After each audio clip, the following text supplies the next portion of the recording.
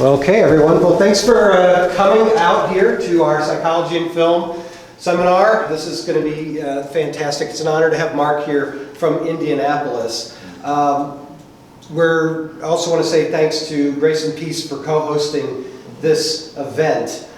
We couldn't have done this without the church stepping up to make this possible. And also, I want to say a quick word about our organization, ZekeFilm. We are a non-for-profit 501c3 that exists in the interest of promoting community through cinema. Now, what does that mean?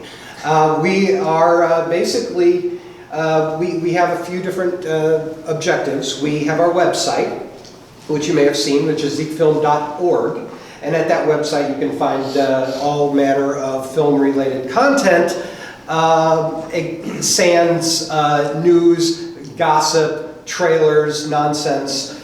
We focus on intelligent presentation, reviews, articles, things that hopefully get you thinking. That if you're interested in any certain topic or film or what have you, you can go do a keyword search for a title or a topic, and hopefully what you're looking for will come up, and you'll have options. Well stocked at this point. We've got lots of content, so please check that out. The other thing that we are hoping to do more of is this type of thing.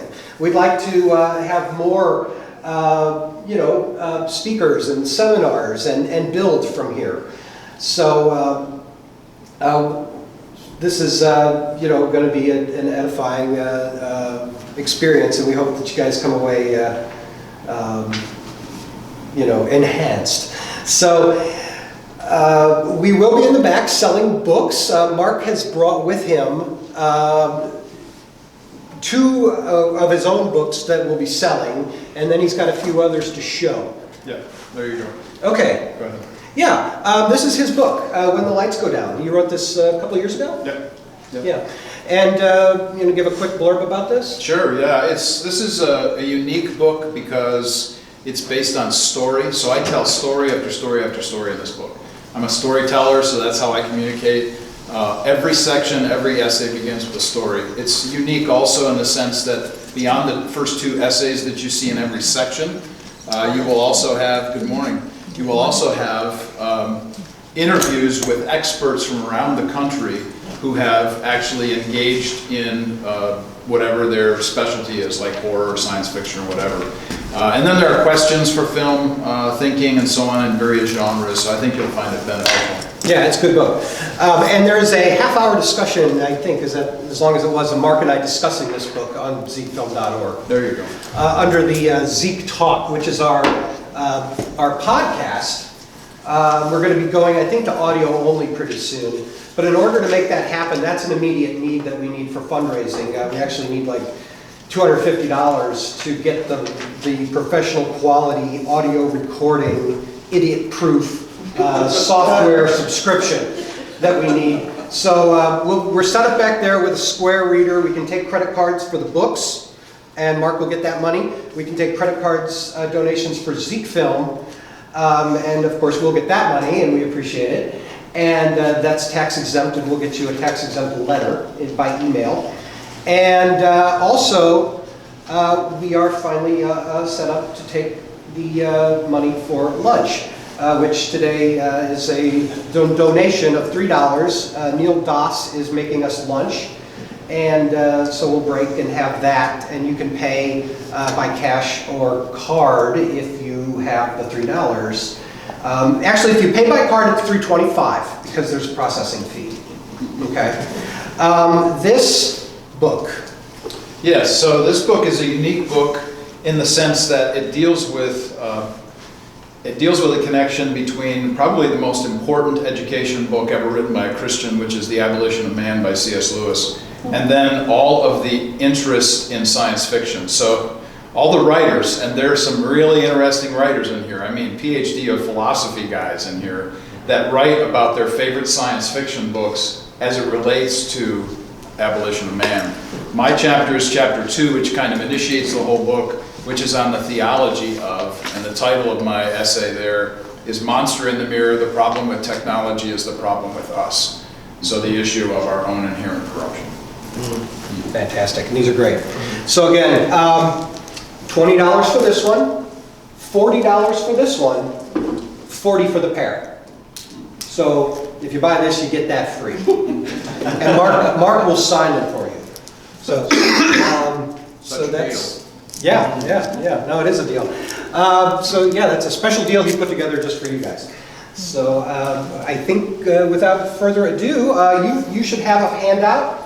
If you do not have a handout, I will give you a handout. You don't have a handout? Okay, we'll get him a handout. Where's the stack of handouts at this point? They were there. Yep, back there. Okay, all right, we'll get you one in a second, Dave. Yeah, follow along and take notes, and off we go. Okay. Dr. Mark Eckel. Thank you. Very, very nice to be here. So, I have, just to set this up, I am something of a unique person in theology. That is that I'm a theologian, but I'm really an interdisciplinarian. And that really matters in what you're about to see in these two presentations. The two presentations, I decided to put these together, would be the first on pain and the second on promise. So keeping with a biblical view of understanding how psychology deals with pain, and then psychology deals with promise, and then investing ourselves with film all the way through that, and snapshots of various films. Everybody can take something away from this, I hope, in the sense that you'll be able to see something perhaps from a different angle than you might have seen it in the past. So I think it's important to just at least mention at the outset, Take Shelter. I'll talk more about this film as we continue. But this is one of those movies that I think has a tremendous benefit for us as Christians as we begin to think about how do we respond to a person that's very different from ourselves. And so how do we actually engage those individuals and then ask the questions that really perhaps ought to be asked of them to find out what it is that's difficult in their lives. This is a story about a man who really has all kinds of different and difficult issues going on in his own brain, and how that then comes across to us in the film. But I do want to make a few comments generally. The first is that I'm not Fraser. So I am not a psychologist, just so you know, okay? I do not belong to the APA. I am in no way a counselor. I don't have any of those letters after my name, just so you're aware of that. I think it's also important to say that I'm not going to be attacking psychologists like Bob was attacked in this particular movie. Yes, I think it's important to emphasize that. I also want to say that we're talking about the threads of life that really impact us in the fabric of our being. So I think that really matters to us going into this as well. I also want you to know that I'm not Siskel nor am I Ebert. You probably have seen movies that I haven't seen. You may know a lot more about movies than I know, in whatever area that might be. Just so you know, this is not something that I've dug a deep hole in, climbed in, and never come out of again. I know some folks have done that. You know, I'm grateful for them because they really have done some great work there. But again, my view of how I deal with life is very, very different than just that.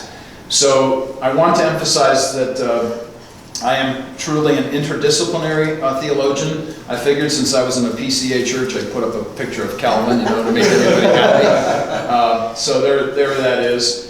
In the sense of interdisciplinary, you have to understand that that means that I'm really interested in every discipline and how they fit together. And so for me, Colossians 1:17, by Him, by Jesus, are all things held together. That really matters to me, how I think about coherence, the doctrine of coherence, and how we see that. So if I'm like anybody, I'm like this guy, Francis Schaeffer. And of course, I'm not too far from the Francis Schaeffer Institute over here at Covenant, which is just a pleasure to even be within stone's throw distance. But when I was 16, I was asked by an atheist friend of mine in high school, how can you believe in something you cannot see? And so it really bothered me. I went to everybody that I knew. Nobody had any answers until somebody acquainted me with Francis Schaeffer. And so by the time I was done with high school, when I was 18, I had read everything he had written by that time. That was 1975. And it really has impacted my whole life, my thinking, It's impacted how I write curriculum. So I have published curriculum. My very first published curriculum is Let God Be God, so it really magnifies what Schaeffer did with the God who was there. And then my second curriculum is on Timeless Truth, about the scriptures and how God has communicated to us, which really reflects his second book, which is He is There and He is Not Silent. So those two books really impacted me early on, and really I just kind of follow his train of thought in that sense of things. And now I teach courses.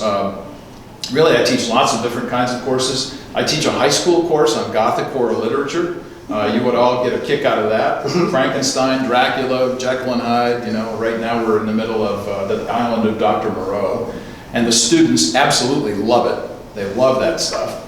But I also teach PhD and MA classes, and so this coming semester, for instance, I'll be teaching a course on theological interpretation of media.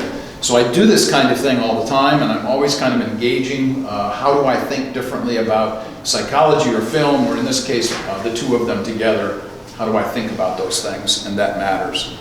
But this particular topic has very personal interest for me. I want to introduce you to my son, Tyler. He's on the left, by the way. Tyler is schizophrenic. And we had, he was diagnosed, when he was in his early 20s. I remember the day immediately in my mind, the explosion in our home when all of this came to the fore. Tyler then came and lived with us for 10 years, and his living with us was really an important issue because he really needed to have his medication modulated and so on, and get him through the process of engaging psychologically. So this is really important to me, this whole area of psychology, and specifically how are our persons invaded by and broken by sin, and how does that impact us, and how does it impact our thinking. So I want you to know this is personal to me in the sense that I've dealt with this face to face. I have seen different people in my own son. I passed different people in my hallway when we were first dealing with how do we live with Tyler, different persons in his being. All of that, I could tell you story after story. I'd take the whole day just talking about those things. But I also show you this picture. He was at the Toledo Museum, and by the way, I have his permission to talk about this today. He was at the Toledo Museum the other day. He lives in Ohio. And he saw this portrait, and he texted me a picture of this, and he said, "Dad, this is how I feel, and this is how I view myself." Now, if you know anything at all about the artist Close, his artwork is very much pointillistic, and in this particular painting, there are lots of different paintings that make up this particular picture. He feels fragmented. He feels not himself, you can tell by the strain just in the picture itself. But that's how he views himself. So on my drive down here, for instance, to St. Louis, I was interacting with him, talking with him on the phone, and he has up days and down days. But thankfully, most of his days are modulated. They're not awful spikes like they used to be. But I wanted you to know that up front, that these are the kinds of things that we're dealing with, and I wanted you to know that this was an issue for us in our own home.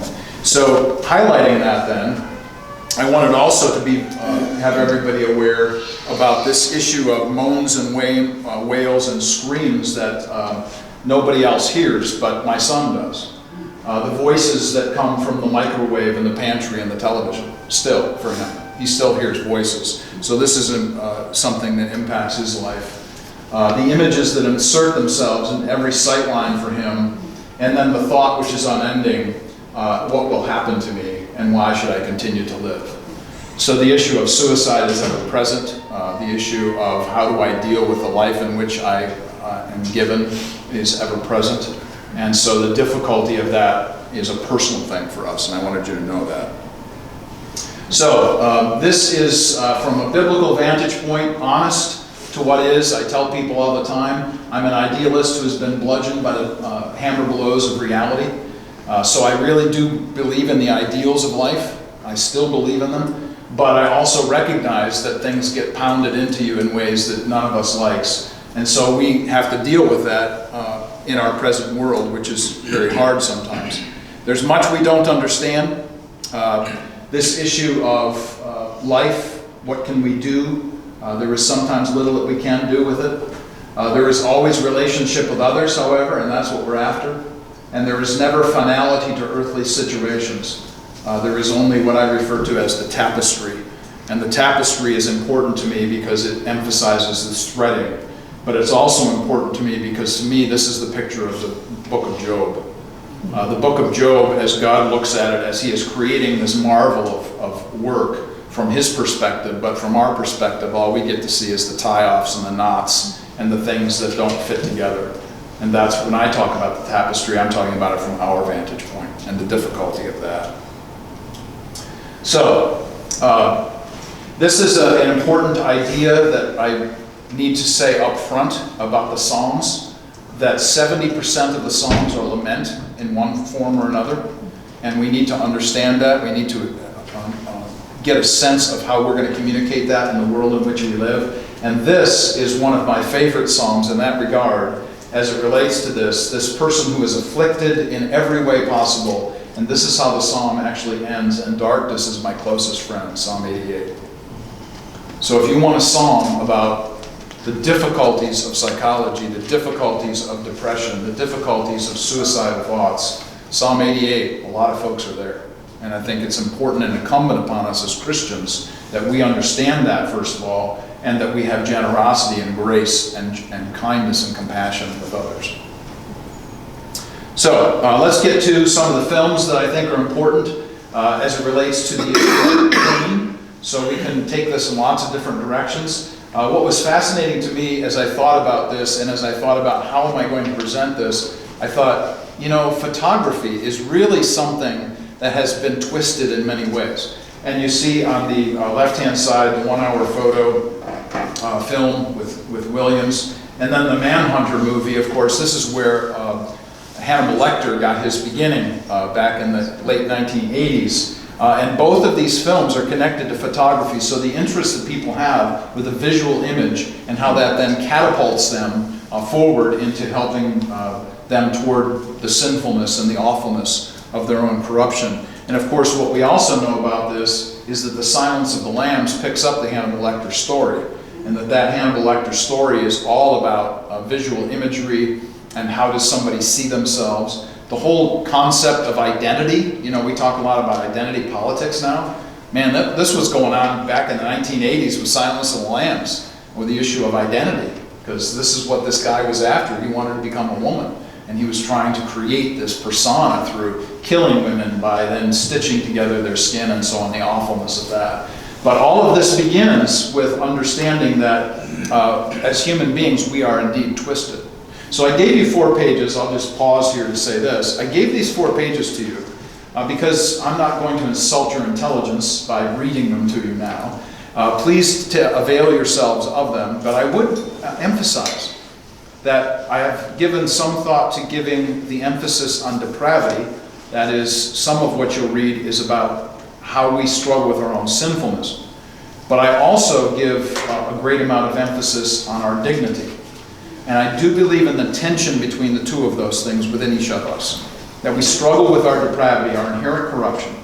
That is, that nothing really is going to be something that is going to be able to, we fully understand.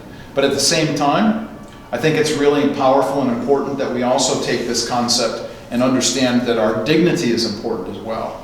So that we're created in God's image. As much as we might be broken and twisted and all of the rest of what that means for us, we also understand that our real concern is how to understand and then live with the tension of that. I do not like the word balance. I think it has much more of an Eastern mystic perspective. Tension, I think, is a biblical concept because it deals with the honesty of our sinfulness and the honesty of our being made in God's image at the same time. That would be a whole another theological explanation, but we'll leave that. So, for all of our psychological friends, you know, there have been various films made about this. Here's just one, A Dangerous Method, Young and Psychoanalysis. And then the question that I've asked here, is transformation possible through shifts in human conscious and unconscious alone? You'll notice that as I go through these presentations, I ask a lot of questions. And I'm really interested in questions.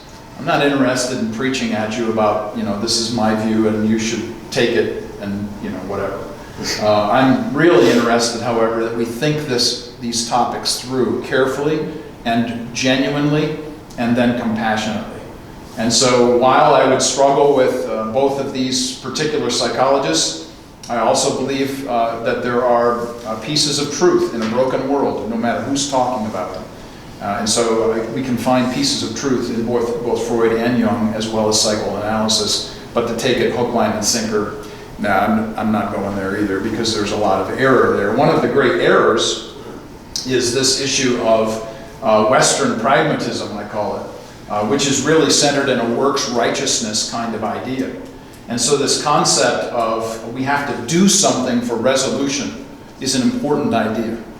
We tend to be, because of our Americanism, we have this tendency to be pragmatists. Now, there's nothing wrong with being pragmatic. There is something wrong with pragmatism. Anytime you add the ISM ending to anything, it makes it a philosophy. And so if you just become a pragmatist, and that's all that you're concerned about, what can I do to overcome whatever situation I'm in, then we're really struggling from a theological point of view, from a Christian point of view, and we really see that as much more of a works righteousness concept. But if we understand Scripture, Scripture actually teaches us about reflection. And this reflection doesn't always do anything, in the sense that we somehow need to manifest a result. And that's why the word Salah is repeated over and over and over again in Hebrew in the Psalms. Salah means to stop, think, ponder, consider, reflect. That's what that word means. It means about 20 different things. But that's essentially what it means, is that you need to consider, be careful, ponder these ideas, and understand that you're human and not God. And so we really do want to be wary of our production-oriented mindset. And I want to make sure to say that. So, getting right into the films, as if we haven't already, we always have to bow to the master. This is the guy who probably influenced me most as it relates to horror and the idea of the thriller, Alfred Hitchcock, and his views of how we view ourselves. So here you have a psychotic person who believes he has become his mother. There is this, of course, this fantastic piece at the end of the film where there's this very much of a Freudian take on what's going on there. Of course, this film was made early in the 60s. Freudianism was really strong in the 50s in America. And so we get that whole, mother-son thing going on there in that movie. Vertigo is a whole different ballgame, because now you're dealing with the concept of acrophobia, being afraid of heights. And I could tell you stories about this. Have you ever been in those hotels, by the way, I should say this. Have you ever been in those hotels where the atrium is literally empty in the middle? I mean, you're going up however many floors. I had vertigo in one of those episodes where somebody put me up. I was speaking someplace, and here I am. I'm not kidding you. I was crawling on the floor next to the wall. People are passing me by, going to their rooms. I couldn't stand up because the whole world was just spinning. And I very much felt like Jimmy. I'm telling you, Jimmy Stewart and I were one at that very moment. Now, I don't know what to do with this guy, Aronofsky. I've got my problems with Aronofsky in lots of different ways, not to mention Noah. Okay, we'll leave that one alone for the moment. But his views of life are very unique, explosive in many respects. If you've never seen Pi, oh my word, you'll always wonder about the reclusive person who never opens their door. I mean, this is one of those great scenes where you see this person behind closed doors, but this brilliant mind trying to overcome his mathematical prowess with an understanding of how does this relate to real life, So these kinds of things are very, very difficult for us. And I guess, again, I'm going to say this, I'm going to sound like a broken record, but this is where we as Christians need to be generous and kind and understanding that, boy, people go through a whole bunch of stuff that we never fully comprehend or understand. And instead of, speaking to it, we need to just shut up and listen. I really think that ought to be a bumper sticker. Shut up and listen, because that really is something that's not happening. not just in our culture, but generally as humans, we don't do that very well. And then there's Mangold. And this movie, if you've never seen Identity, now again, I'm not sure if you're into the thriller bit, but this is an important film, to me at least, as it relates to psychology, because you're talking about multiple personalities in this particular film. And the whole movie, without giving it away, if you've never seen it, has to deal with that. And there are side shots into the life of the person that you're actually dealing with the psychiatrist and so on, having these discussions. But it's a murder mystery at the same time. It's very captivating, but it's also very bloody. Just so I'm warning you, just in case you're all interested. But what's fascinating to me, and this goes to all directors, frankly, the other stuff that they do. I mean, here's this guy who does this thing on multiple personalities, but look at his other movies. Copland, Girl Interrupted, Kate and Leopold, Identity, Walk the Line, 3:10 to Yuma, Night and Day, and Wolverine and Logan. I was shocked when as I going through this, reminding myself, oh yeah, he did that one, he did that one. How do you do all of these different kinds of films? And then I began to think, well, maybe he's got multiple personalities. That was really, honestly, my thought. I wonder if that's something that he's dealing with himself. Now, I'm just going to mention this. This has been on my mind for many, many years. This concept of Christian psychoses, and we see this popping up in films more and more, where the filmmaker is making the Christian out to be the bad guy, out to be psychologically imbalanced in whatever direction that might be. I remember one of the first times this struck me as I'm watching The Dirty Dozen for probably the third or fourth time, and I realized that they're putting Telly Savalas in a character situation where he's the guy quoting the Bible, but also wanting to kill people at the same time. So you've got this psychological makeup that really doesn't make much sense. And then, of course, if you've never seen Snow Angels with Kate Beckinsale and Sam Rockwell, same idea here. You've got the husband who is disjointed in his own person, quoting all of these Bible verses, talking about going to church and the difficulties of his life, and yet we see the main character as a Christian being abusive and possessive. So these are struggles for us, I think, when we watch these things in film as Christians. So we see another movie like this. Frailty is another example of this, where we acknowledge the fact that God's image is important to us. By the way, all of this stuff is in your notes. God's image is important to us, but here's the Christian man, supposedly a Christian man, who is killing people in the basement of his garage, which, by the way, I can't imagine having a basement in your garage. But nonetheless, there it is. There's this hole in the floor, and he keeps putting people in there. And the whole point to this, of course, is that this is a Christian man, and what the young children coming out of that, what they have to deal with after their father is gone. And then, of course, Shutter Island. We couldn't say something about psychology in film without saying something at least about this. And what strikes me about this movie, and this is a whole discussion. This is another day's worth of, we could do a seminar on the theology of place. But this really is important to me, and especially as it relates in this particular film about the issue of demonic presence in a place. So think, for instance, when you talk about horror, and immediately one of the first things you think about are horror houses or haunted houses. We just got done with Halloween. We think about those places because we view them as infested with certain spirits, and they're not good spirits. And so we acknowledge those things even in our own presence, and it made me then wonder, I wonder if this is one of the reasons why the Lord wanted to eliminate the high places. And that's very prominent throughout Scripture. If you go to 2 Kings, for instance, that's a big deal there. So it's interesting to me, the psychology of place. And then here's one, if you've never seen Black Swan, or if you do, what happens when somebody becomes obsessed with who they are, what they want, and then it begins to possess them? So your obsession becomes possession. And you by yourself now are possessed by this very thing. And I do believe this deals with the issue of idolatry. Actually, in my church tomorrow, I teach an adult class in the mornings, and I'm going to be talking about Deuteronomy tomorrow, and the importance of idolatry and how that really is the primary concern all the way from Deuteronomy through the rest of the First Testament. I think Black Swan really does get after this particular issue of our disposition and how we're actually impacted by reality in that way. Fight Club, oh my word. We could, again, talk for hours about this, and I've always wondered if this was really just simply a new approach to therapy, for these guys, go out and find a way through fisticuffs to get it on and then get over whatever struggles that they're dealing with.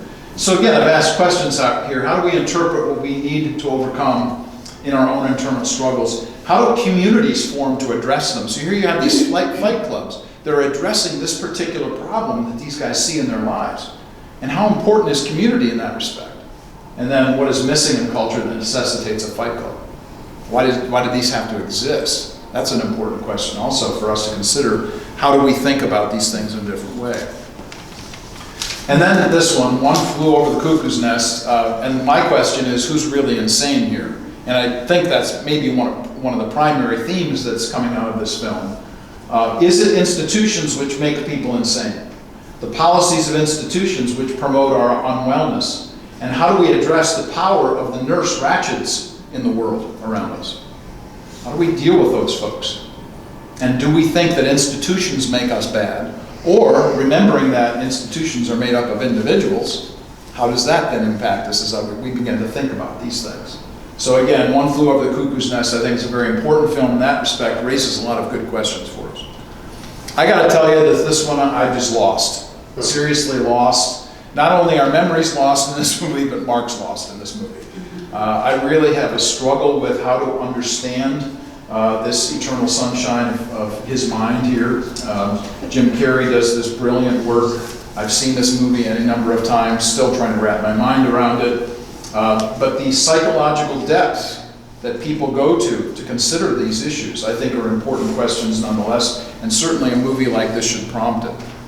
Well, if we would say nothing else about psychology, we could probably begin and end with this one, Good Will Hunting, where Robin Williams plays a psychologist, and he's trying to get this young man who functions well in math but not in life to get a hold of himself, to understand his problems, to unearth the difficulties that he's had growing up and his own boyhood and so on, and how we deal with this in terms of brilliance. So, if we're talking about my son, for instance, he's one of these perfect ACT people that gets perfect scores on tests, but has a problem with schizophrenia. How do you do that? How do these brilliant folks like a Blaise Pascal, for instance, a brilliant French Christian apologist of the 16th century, come away with such suicidal thoughts and the difficulties of depression and so on that he faced? And then actually having an autopsy done on him after his death and finding a lesion right across the frontal lobe of his brain. How do we deal with those kinds of things? We understand that Blaise Pascal made a huge contribution, but what did he have to go through to make that contribution? I'm always thinking about those kinds of questions. Girl Interrupted, based on a true story. 18 months in a mental facility shows that you may be your own problem.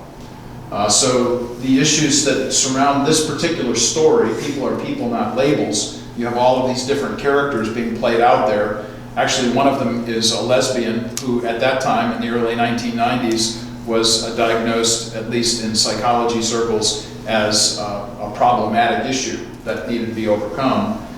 Here, we see this true story of a young woman who finds out that maybe she's really her own problem herself and the struggles that she goes through. But I'm always concerned about labeling. That's why even when I talk about schizophrenia, it's hard for me to talk about it in terms of a label, because this isn't the wholeness of my son or the wholeness of anybody in that sense. Imagine there's no heaven, it will always make you cry. I tried to spin a little bit, off the Beatles there. And this emphasis on Clockwork Orange, the atrocities of individuals, the atrocities of institutions, and I think one of the questions that the movie raises is which is worse, unrestricted choice or no choice at all? Because basically that's what happens to this guy. He is taken into a facility, he's given no choice. How do we deal with this? I think Lord of the Flies said it all. Immediately after World War II, here's William Golding having gone through World War II and the awfulness of it, and then he comes out with this book, which basically is a statement about human corruption, that men left to themselves will always degenerate. That's the essence of Lord of the Flies. And I wonder too if that in some way doesn't relate to Clockwork Orange. But that question about unrestricted choice versus no choice at all. And then there's 7. Again, this is out of the page that I've given you.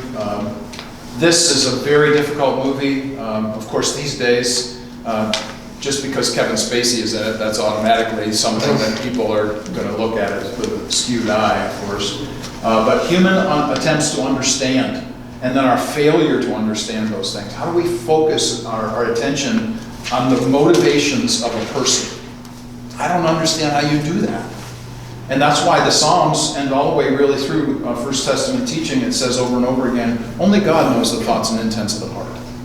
And we ought to be very careful about how we actually try to diagnose that, because we do a very bad job of it.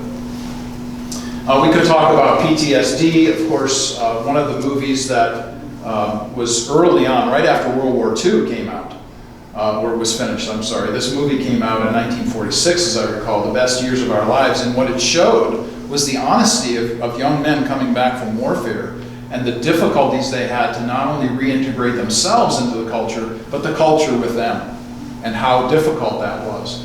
Memento, again, deserving of its own presentation, I suspect, and the interesting direction that Nolan will take us in this place. But I think these kinds of ideas of short-term memory loss and PTSD are things that we should at least be aware of. I also want to suggest this film. If you've not seen this is a documentary. It's available on Netflix for free. I highly recommend it. This is some of the most important filmmakers that actually went to work for the US government during World War II, that were filming what they saw in warfare and combat and so on, and came back, and they actually produced movies.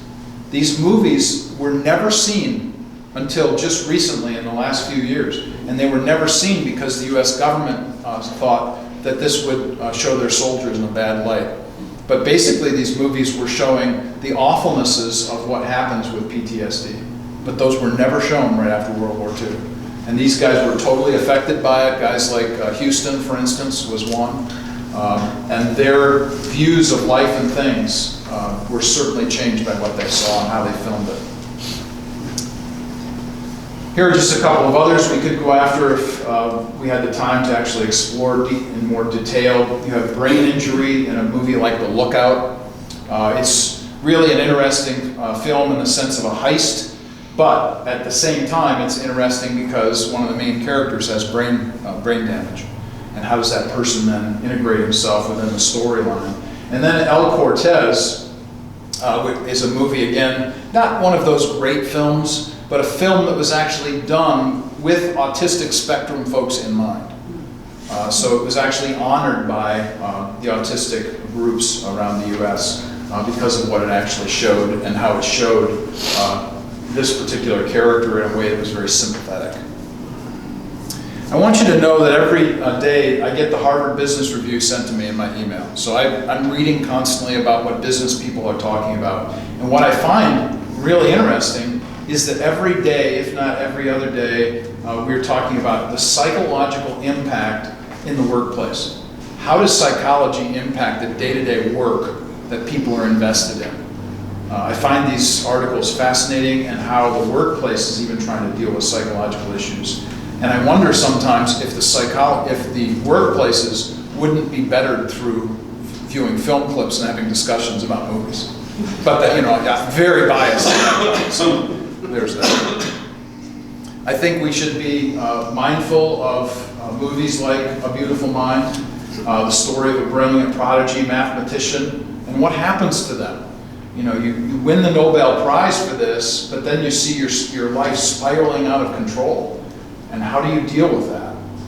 Going into a garage in your backyard and seeing all of these numbers begin to just form on the walls inside of your garage. I can't even begin to think about how my son, for instance, deals with what's going on in his own mind. So those kinds of things I think are important.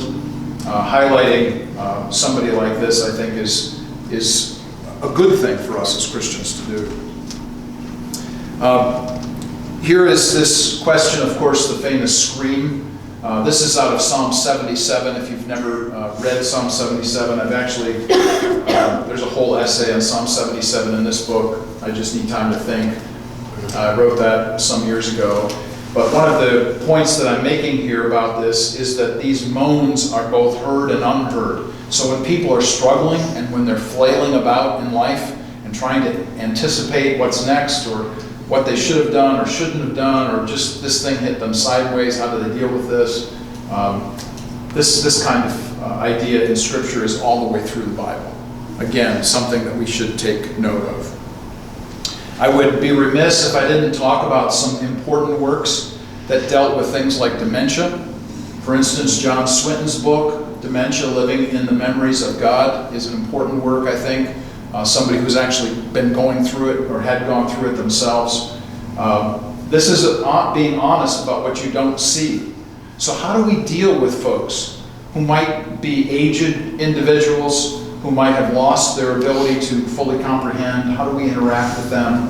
I've always thought about Leviticus 19 as being one of the paramount passages in Scripture for many different reasons. But one of the statements in Leviticus 19 is that you're supposed to love the stranger. And I got to tell you that, quite frankly, if you're living with somebody who's very different in your own home, that person is a stranger. Because that person doesn't act or live the way they used to act or live. And in that sense of things, our love for them needs to be more and more. So when we talk about paranoid schizophrenia, I have to talk about my friend Dave. Dave is a Hebrew scholar. Dave knows 18 languages. Dave is the kind of guy who reads those shards that they dig out of the earth in archaeological digs. Dave also has a child with Down syndrome. And he and I spent an hour on the phone one day this last year. We were talking about the issues that we face as parents. And he told me that his Down's daughter had also become schizophrenic. And he said that combination is an abysmal, beyond an abysmal. He couldn't even explain to me in words except this statement that he made. I wanted to put a gun to my head. Here is a brilliant, brilliant thinker, a great writer, a fine scholar, somebody who is heard at some of the greatest conventions of evangelicalism. I think about the Society of Biblical Language and so on. He's the one leading these discussions, and he's living with this himself. And how do we deal with this? And how do we explain it to somebody else? For the most part, we can't explain it to somebody else unless you've been there and done that. So our story might be your story. Here's my son with my granddaughter and his dog. He's very generous and kind. My grandchildren love him. He lives a mile from my daughter and her family. This is our family unit right here, my granddaughter before her grandson was born. Chelsea and Sam are church planters in Defiance, Ohio. And there's Tyler and my wife Robin behind me. This story might be something that you really identify with, because maybe there's something that you've dealt with in one way or another in these ways. And we have to be careful about how we manage our discussions about these issues and be generous to other people. This was, if you remember the awful stories of the immigrants coming across the ocean, and we saw stories of so many of them. This is in Europe a couple of years ago. And this portrait of this young boy, I couldn't even bear to put the real picture of him up. Somebody drew this. And my concern for things like this is, if we do not look, we will not see. If we do not hear, we won't listen. If we're not compassionate, we won't care. If we're not willing, we won't give. And if we're not changed, we won't act. So this really is incumbent upon us. We can't change everything. We can't do it all. Don't ever think that you can. But the question becomes, okay, what can I do in my sphere of influence? Maybe it's a small sphere, maybe it's one person. It's fine. Whatever it is, to begin to give ourselves an opportunity to think these ideas through.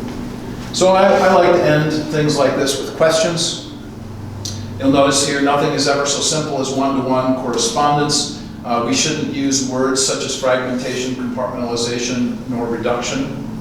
So here are some questions that have come to my mind when it comes to the person. How do we work with words such as spectrum, multifaceted, or interwoven in an attempt to help? What does it mean for us personally that we attend to the sufferings of the weak and the vulnerable? Why is it that we tend to shy away from discussing hard life issues? Where is the place that biblical principles intersect with psychology, psychiatry, medication, and neurology? And are we able to discern truth from error? And how does the church then give hope to those who suffer hidden pain inside and outside their bodies? These are questions that come to my mind. Perhaps you have more, but let me just open it for discussion, thoughts, questions, anything that you saw here.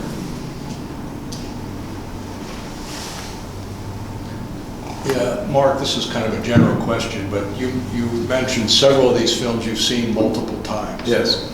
So, for you, what's the relationship between enjoying a film and analyzing a film? Right. It's a good question. So I tell people, you know, if you read in this particular book that I wrote, there are, I don't know, 17 sections to this book. And in the book, then I put in at least one of my movie reviews in each one of the sections, which corresponded to whatever I was talking about in that section. I mention that because people have asked me a similar question in the past, and I tell them that to write a movie review takes me about 12 to 15 hours. And they are always shocked by that amount of time, because you have to watch the movie. And while you're watching the movie, you're sometimes stopping the movie, and you're taking notes in the movie. And it takes you much longer to just do this than simply watching the film. And then you begin to do research. This is what I always do, because I'm an academician. That's what academicians do. We do research.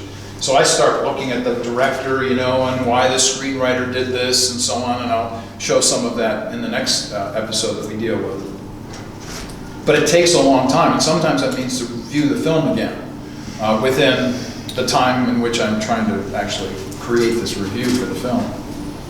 So I would say that that's something that matters to me, just in that sense of things. But I would also say that on the lighter side, I'm a guy, and I like explosions and testosterone-filled films as much as the next guy does, so there you go.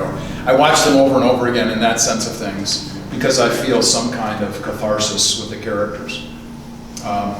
Just to give you an example of that, one of the movies that has captured me in this regard is the movie Fury with Brad Pitt, where he's fighting in a tank against Germans, World War II film, done by David Ayers, A-Y-E-R-S, who also did the movie End of Watch. Now those two movies were basically an homage to the police and to the military, because he was in both and his family has been in both. So he did those two movies basically to honor them. Both Fury and End of Watch. But I watch movies like that over and over again because I feel a catharsis of the characters and the struggles that they go through just to live the lives that they're living within the microcosm of whatever that movie is all about. So I watch movies over and over again for multiple reasons, but those would just be a couple.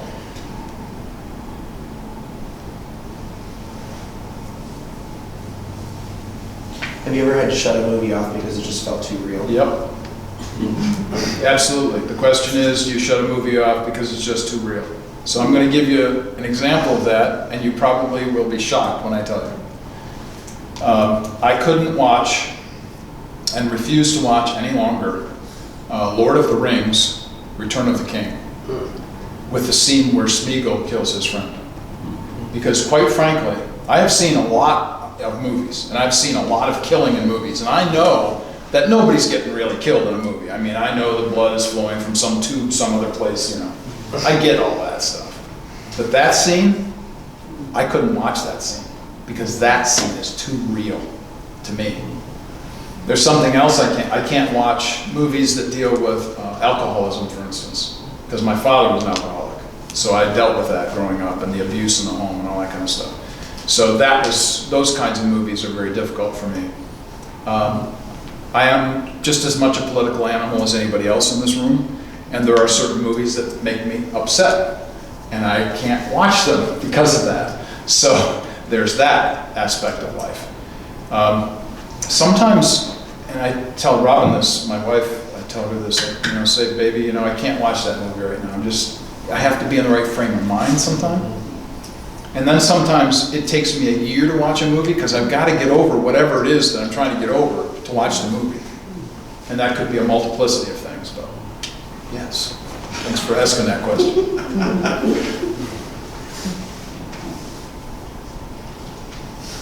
Can I ask about it? Please. The terminology here. Yeah. Not using words such as fragmentation, compartmentalization, reduction. Could you frame a context for me? Yeah, thank you for asking. That's an important question because I'm a Hebraic thinker. I think about shalom, which means completion or wholeness. So I'm really concerned that in the church, generally, the church does a Grecian view rather than a Hebrew view. The Greek view compartmentalizes us into intellect, psychology, and all those things. And so I'm really dead set against that. I'm much more understanding of if I drew a circle on the board and then started to write over all of the words, physiology, psychology, intellect, and all, because they're all jumbled together, and you can't tease those things apart from the human person. So I'd much rather see the wholeness of it and try to deal with what I see, understanding that there are various shifts and sides of these things that I'll not fully comprehend. But to me, that's a better picture of living in a fallen world in my own finite state to understand these things. But wouldn't those words often apply to movies? In what way? That movies often do compartmentalize. Yes. And they do reduction. They do. Right? And so in a review, you might use those words. That's right. You're just talking about in terms of people. I'm talking about how do I want to be interpreting a movie. Yeah. So I'll just leave it there for myself. And then to share that with others, of course, because I think we ought to do that. But you're absolutely right. That's an important point to make. That movies actually just deal with the one thing. And, there's an interpretation going on within every film because the filmmaker is making an interpretation of this film. So he's making or she's making a statement. And we need to recognize that for what it is, honor it if we agree with it as truth, respect it if we see it as erroneous, but nonetheless an important aspect of whatever it is that we're studying in this regard, because we have to honor what other people think even if we disagree with them.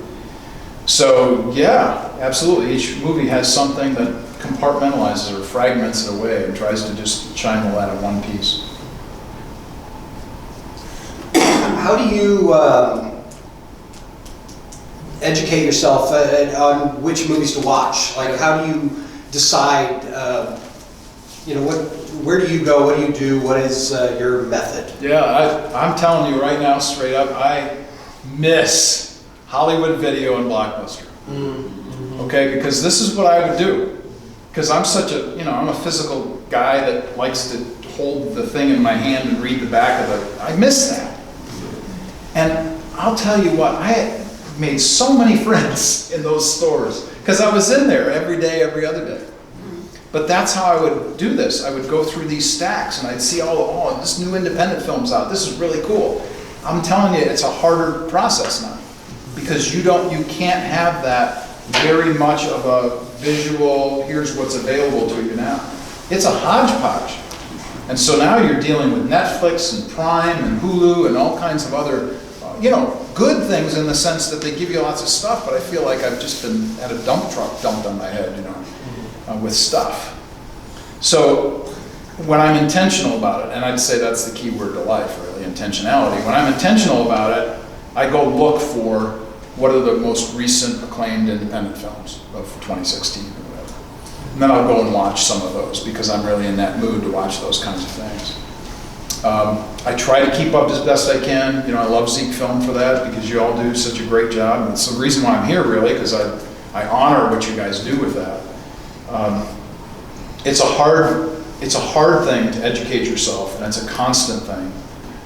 Just to give you an example of what I don't do, I don't follow music.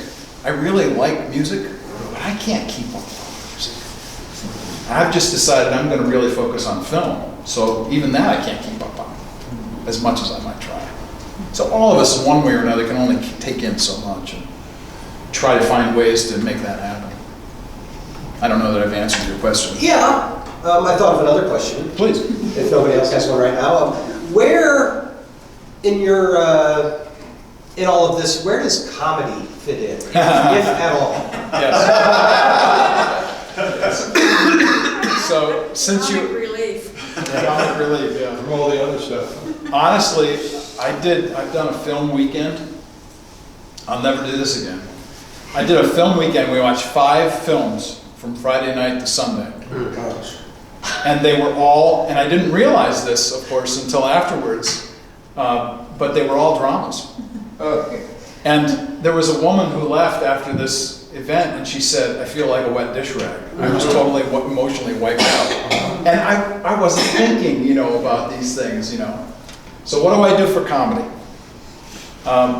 I love to laugh just like everybody else does. And I probably have seen Frasier, each episode of Frasier 20 times. I've seen each episode of Seinfeld 20 times. I find comedies, especially sitcoms, that really kind of resonate with me to get that comic relief. I find it very difficult to find movies that are really funny to me. I think making a movie that's really funny is really hard. So there's a few out there, that I might be able to think of if I could dredge them through my brain, but comedy's hard. It just is. I just came upon recently a clean comedian, if you're at all interested in such things. You can find him on Netflix. His name is Henry Chow, C-H-O. He happens to be a Christian. And I just heard him actually at Truth at Work conference in Indianapolis just before I came down here yesterday. Fantastic stuff. So, I try to find some of that stuff. And then, of course, Robin and I laugh all the time, mostly at each other, because of the funniness of life. So, to follow up on that, Please. have you done a psychology and film focusing on comedies? On comedy. And I'm thinking of some of the ones like a lot of Woody Allen Sure. films are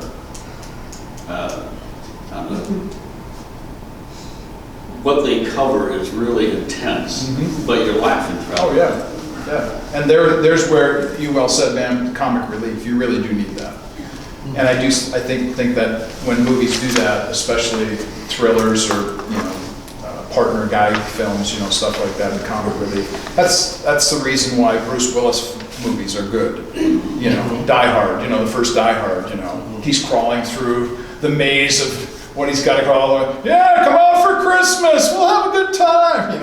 That just kills you. Anyway, and then of course Sleepless in Seattle. When Tom Hanks goes, and then they shot him as he was. And it was just hilarious. Because he's mocking the women. It's just so funny. Anyway.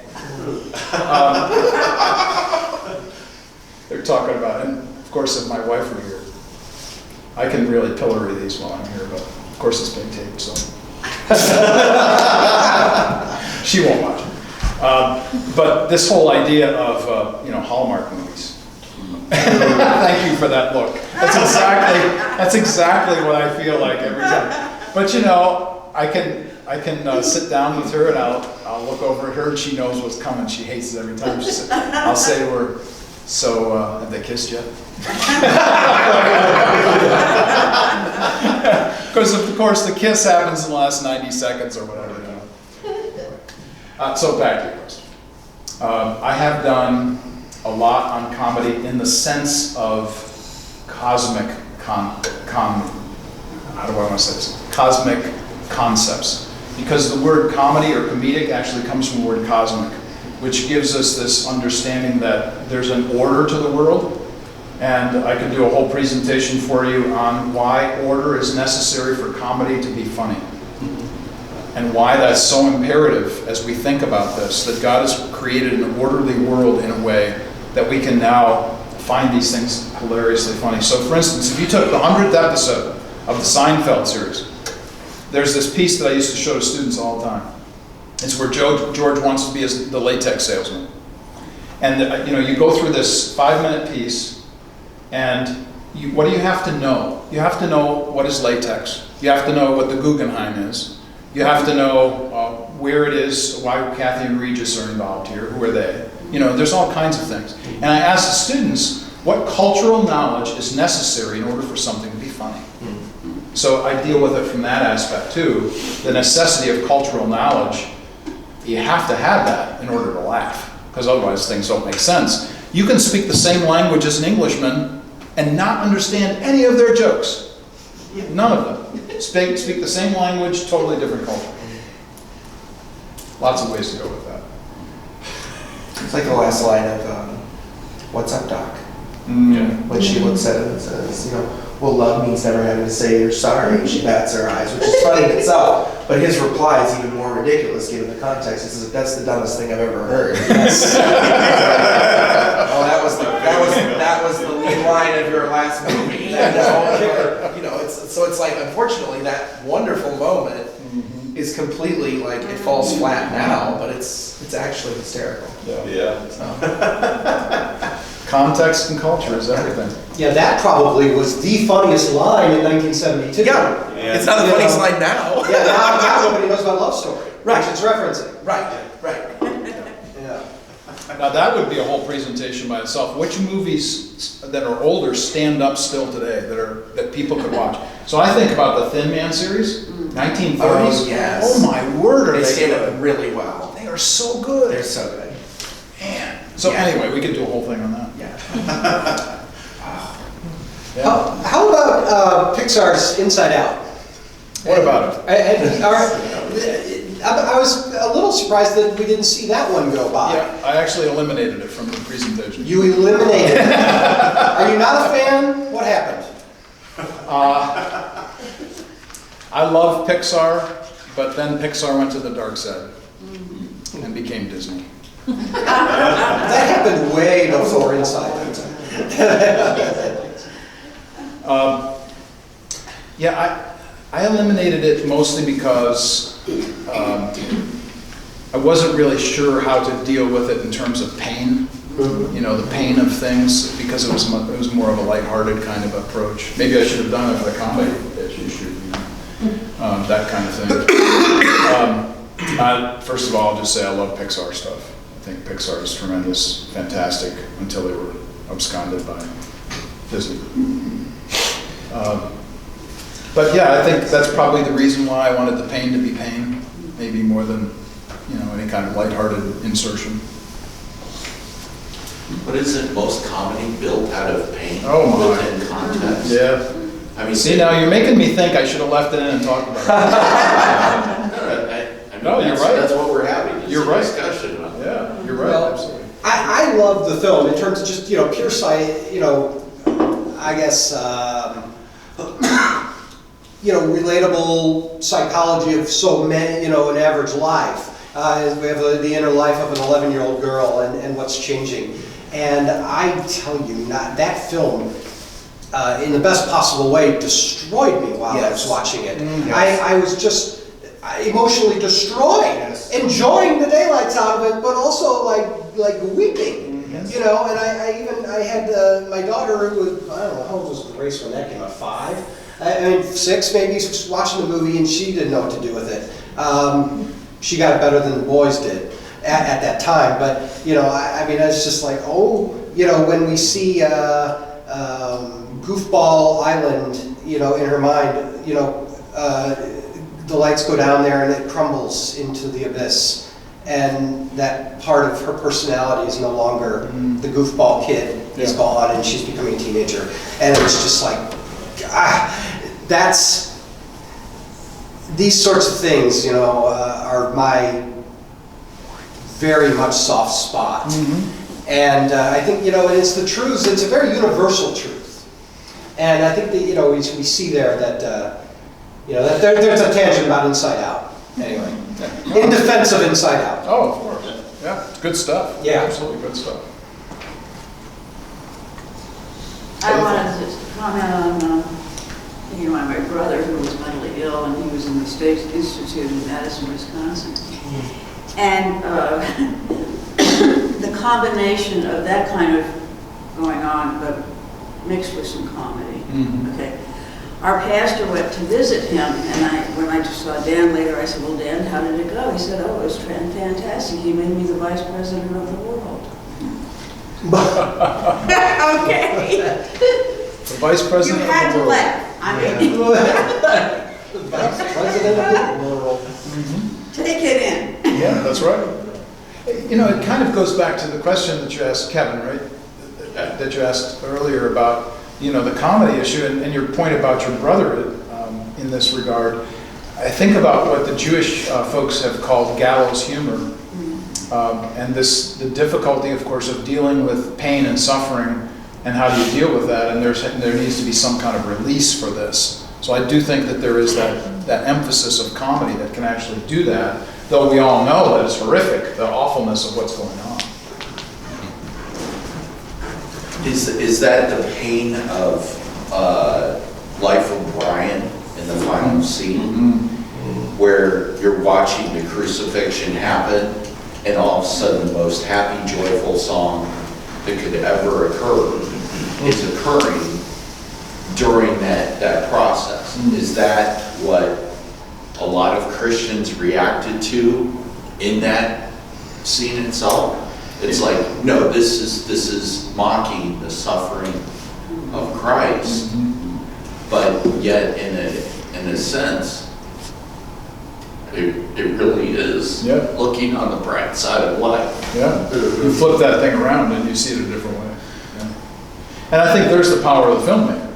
The filmmaker can make us think, our normal thought processes are skewed in one direction or the other, depending on where the filmmaker wants to take us. And I think that's the power of film, and one of the wonders of it, that we love it so much and think it's so powerful.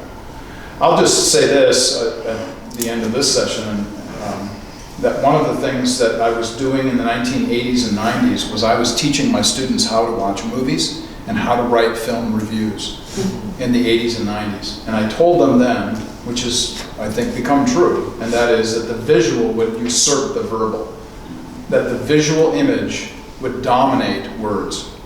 And in that sense, I wanted them to be ready. I wanted them to be ready for not just taking in whatever they saw. And to this day, if you met my students and you asked them, what do you remember about Eckel? Invariably, at some point, they would smile and they would say, he ruined watching movies for me forever.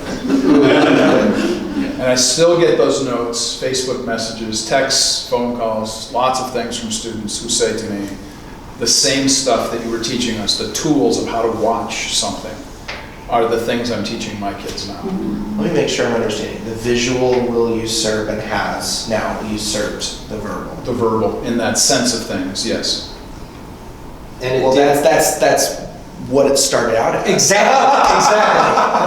This is your department, Dave. This is my department. Okay. fine. Silent films. So right. So I'm sitting here trying to mull over 3. Okay? Tending to shy away from discussing hard life issues. I feel like that is true. I feel like we, as Christians, tend to shy away from discussing hard life issues with any humor attached at all, because I think we see it as cheapening it, when in fact I'm not convinced that it does. Right. I think it actually can strip out the humanity. So I don't know that you seem to have thought about that. I have. I'm curious as to what you're... Yeah, I think humor does 2 things. And this is, I think, an important idea, that we understand what humor does. There have been great books written on the ethics of humor, on the ethics of laughter, and the importance of understanding that literally when you're laughing, you're making a statement about ethics. So think about Jimmy Fallon, for instance. Okay, he's doing his stand-up routine, he's doing his one-liners, monologue. And he's saying things about individuals and situations that make the audience laugh. Why are they laughing? Because they're laughing at the idiocy of whatever it is he's pointing out about the individuals and the situations. They're laughing at the idiocy of that. That's an ethical statement. They're laughing at that situation, and that person is a marker of what the audience sees as right and wrong. So I'll start there. That's an ethical statement. Laughter can be a marker of ethics. But the other thing I will say is that laughter can downgrade, to your point. Laughter can also downgrade ethics. That is, by making light of something, you cheapen it, to your word. You cheapen it by suggesting that it really doesn't matter all that much. So we could take lots of examples of this, I'm sure, depending on what your cultural views are of whatever given situation or person or political party or whatever. When you make light of something, you're trying to diminish them and make them less than what they seem to be.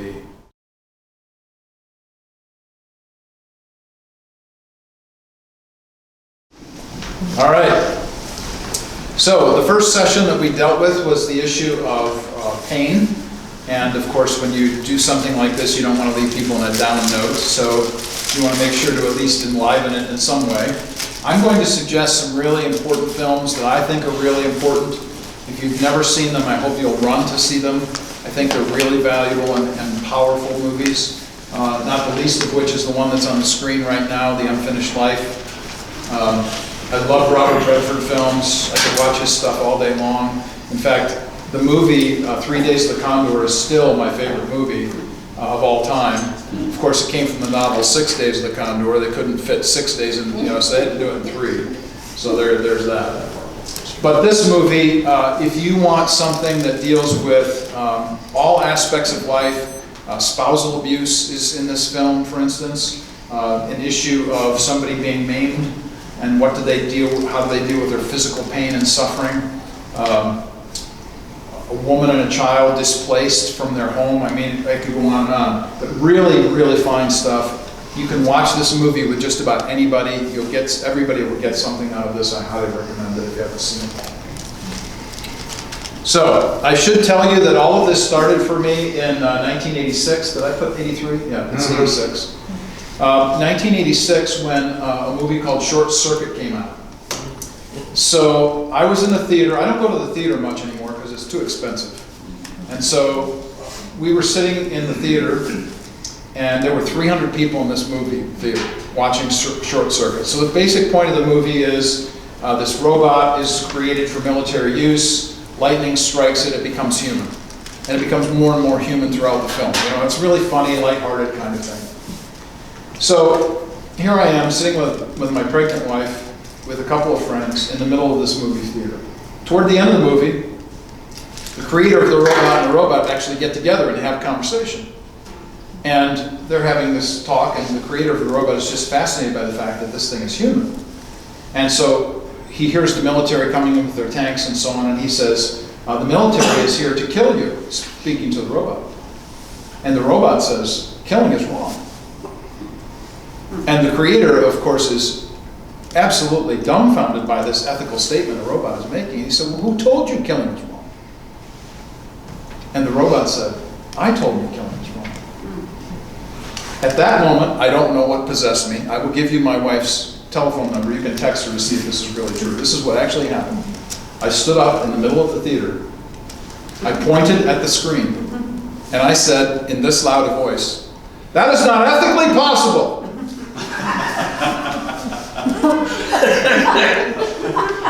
My wife is desperate to try to pull me back into my seat. I'm desperate trying to find something to write with and on.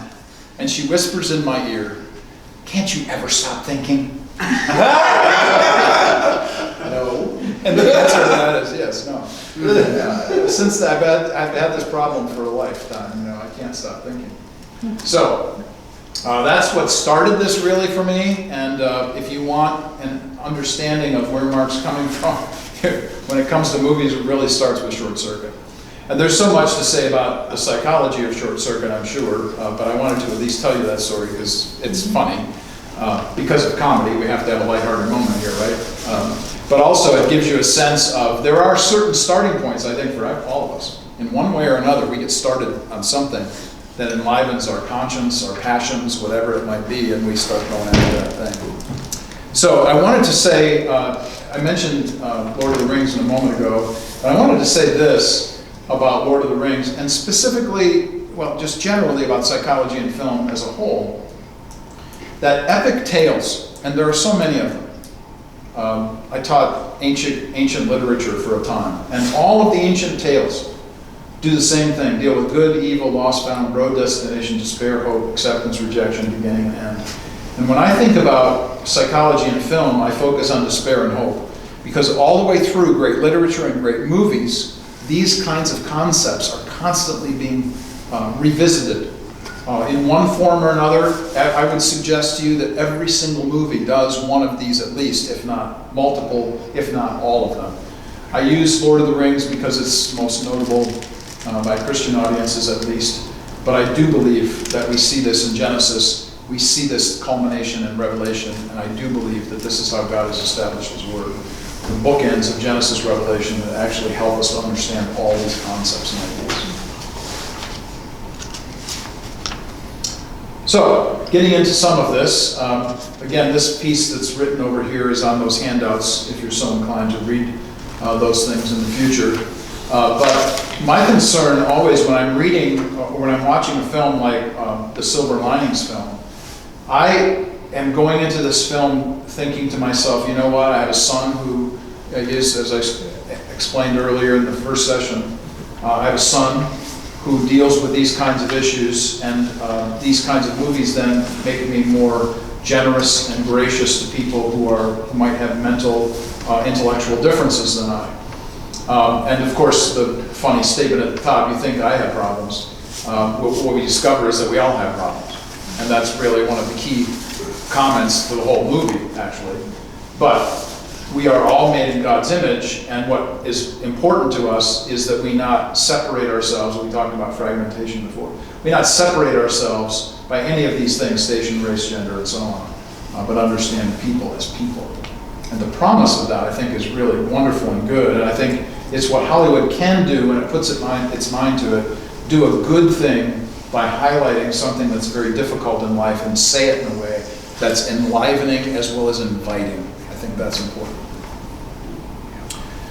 I don't know if you're familiar with Henry Poole is here.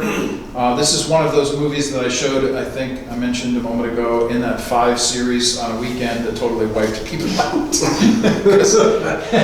And I'll never do that again. But my point in emphasizing this is to say something about the director here. After failed attempts at penning scripts in Hollywood, Torres, the screenwriter, quit trying. He changed course because he said in this interview I read about him that he was writing scripts for Hollywood. He wasn't writing scripts for himself. He wasn't allowing himself to come through his writing. So 2 years later, he realized his undefined sadness was because he was not writing. So he tried to find other jobs. You know, he wasn't making it a Hollywood kind of thing. And so then we get this from him. Rather than write a movie I thought I could sell or one I thought others would like, I wrote a movie I wanted to see. I emerged from the disparate time looking for a little hope, and Henry Poole was born. After suffering the devastating death of his wife, Mark Peligan created a film to reflect upon the realities of life lived after loss. So Henry Poole lives here as an example of reflection leading to hope. Henry Poole indeed succeeds without preaching, but if there is no mistaking a movie which depends on its most prominent character, who is invisible, otherworldly, and unexplained, but always there, which is Jesus, by the way, in this movie, which is very interesting. Jesus shows up on the side of a stucco house. I'll just let that hang in the air for a moment. And that's really an important point to this whole film. But if you haven't seen Henry Poole, I really hope that you will, and again, pattern it or place it next to some comedic thing that you want to see. Because it will suck the life out of you in the sense of how you're feeling for these characters and so on. But I thought you'd want to hear some of the background to this story and how it was created and how it came to be. I think that's an important idea here.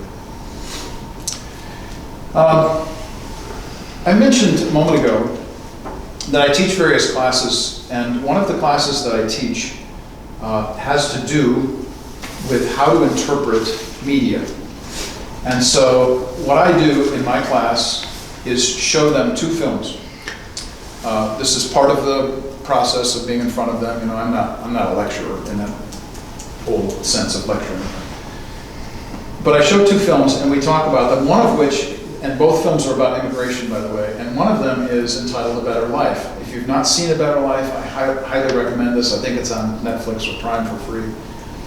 And the point about the immigration debate, if there's still debate going on in any positive way of debate, is that you cannot get away from caring for a man who wants to care for his son.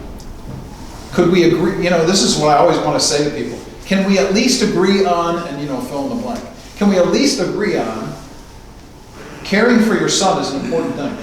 Can we all agree on that? I'm hoping that we can. So if we can agree to that, can we have begin a different conversation about a difficult issue?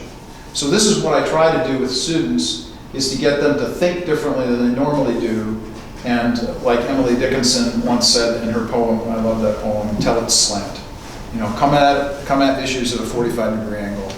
I do another series of talks entitled Never Let Them See You Coming, which is to high school teachers about how they shouldn't do the same thing over and over again. Yeah. So I'll just put this all up here. Crash 2004. Did it win the prize in 2005? It did. Oscar winner. Oscar winner in 5 or 4. I can't remember. I think it was done in 4 and 1 and 5. That sounds right. Anyway, Crash is one of those exceptional films that deals with the issue of tragedy. We're talking about psychology. There are such poignant moments in this that just will rip you apart and then put you right back together again at the same time. This iconic scene of the father who is grasping his child thinking she has just been shot. This is just one of those scenes that I won't spoil it for you if you haven't seen the film. This is a very fine film, and one again that pokes holes in everybody's disposition and everybody's belief system. And it's good that it did that. And actually some of the things that we're seeing in Hollywood in the last month or two, in some way or another kind of are incorporated even here. So watch for that tragedy. I also am a big believer in catharsis. And by the way, this is a story by David Lynch. David Lynch, okay, who makes really whacked out movies about whacked out subjects that sometimes are hard to figure out what in the world is going on. But talk about a straight story. I mean, I wonder if he made the title based on he wanted to tell something straight instead of crooked for a change. I don't know. But this is such a good story. If you've not seen the guy on the John Deere, going hundreds of miles or whatever to go see his brother to repent and to restore a relationship before they die, wow. I'm always looking for movies like that draw me in and say, you know what, here's something that you should be aware of, or here's something you should think more about. I think movies jolt us in ways that I think are very profitable and good. It's G-rated, by the way. Yes. Yeah, not PG. It's G. I got Yeah, it. Okay. and it's. I think every other David Lynch movie ever made is rated R, except for maybe Dude. But yeah, this one is exceptional. And I never thought I'd see it. Walt Disney Pictures presents a David Lynch film. Right. Well, you'll notice as I went through this, like the last slide, for instance, I talked about Job, for instance, and here I'm talking about Naaman, just connecting it to Scripture, and thinking about, here's this guy who's got leprosy, and he wants to be cleaned of his leprosy, and he goes to the prophet who tells him to do this really whacked out thing. And he refuses based on his own pride. His men, try to slap him upside the head to get him straightened out. This is Eckel's free translation, by the way. And so Naaman, of course, goes back, and the whole emphasis of him going and saying, "Can I take some dirt back with me on my donkey?" Of course, the reason why he wanted to do that was because in that day the gods were territorial. So you had to worship the god on the territory that is on the dirt that God had. Well, of course, the prophet knows that this isn't necessary, but he lets him take dirt anyway, so he can worship on the territory of the God that just healed him of leprosy, which is really fascinating stuff. And the whole emphasis here of this cathartic moment where you see this man repent and then actually go to the prophet who he was basically, flipping off in the first part of the story, and now giving gifts to in the second part of the story because he's healed. I don't know if it's been a while since you've seen this. I don't know. Maybe you haven't at all. Radio. I love Cuba Gooding Jr. He's done some fantastic stuff. I think he's been sidelined for various reasons in Hollywood, which are sad to me. Again, as a believer, I think makes a difference in his life. But this is a fine story. And again, this is from some of what I've written here on the handouts about how to understand or give fair treatment to all people, no matter who they are. And what a poignant piece about this young man who's taken in by this football coach and become part of this community and so on. And then you find out about midway through why the coach is doing what he did. And that moment where you realize, there's some kind of remorse and repentance and trying to get to do something to recoup something that might have been lost in the past. Here's a role that Sean Connery, I think, should be more famous for, Finding Forrester. I totally disagree with his perspective on writing, but nonetheless, at least within the film, because the character in the film is a very famous writer who's become a recluse, and he tells this one student who he has, just start typing anything, and let the words flow. Well, I don't agree with that, but anyway. That's that aside, the movie is great, and the point of the movie is drawing in this young man who wants to learn how to write, does this thing. Of course, there's this great climax where there's a very difficult situation, problem, and so on. If you haven't seen it, go check it out. I highly recommend it, not only for this interplay between the characters, but also the emphasis on what do we value and what's dignified, and how do we view that in other people. I just rewatched this the other day. It was hard, again, to watch. This is, again, one of those repentance, remorse, recuperation movies where a character is trying to do the right thing because he's done an awful thing in his estimation in the past, causing an accident that killed all these people, and now literally he's giving his organs away while he's still living. That's the whole point behind the 7 pounds idea here. And of course, I don't agree with this as a redemptive movie in the sense of, in comparison with what Jesus has done for us, but I do agree with it in the sense that it points us to something that's necessary. That we recognize that there's something lost, and when we see that something lost, we're trying to fill it again, or we're trying to make it right again, or whatever the case might be. I think is really powerful for us to be reminded of that as Christians, and then to bring these kinds of things forward to others and allow this to be an apologetic, evangelistic event, perhaps, to show these kinds of things in that fashion. What's the name of that? 7 pounds. 7 pounds.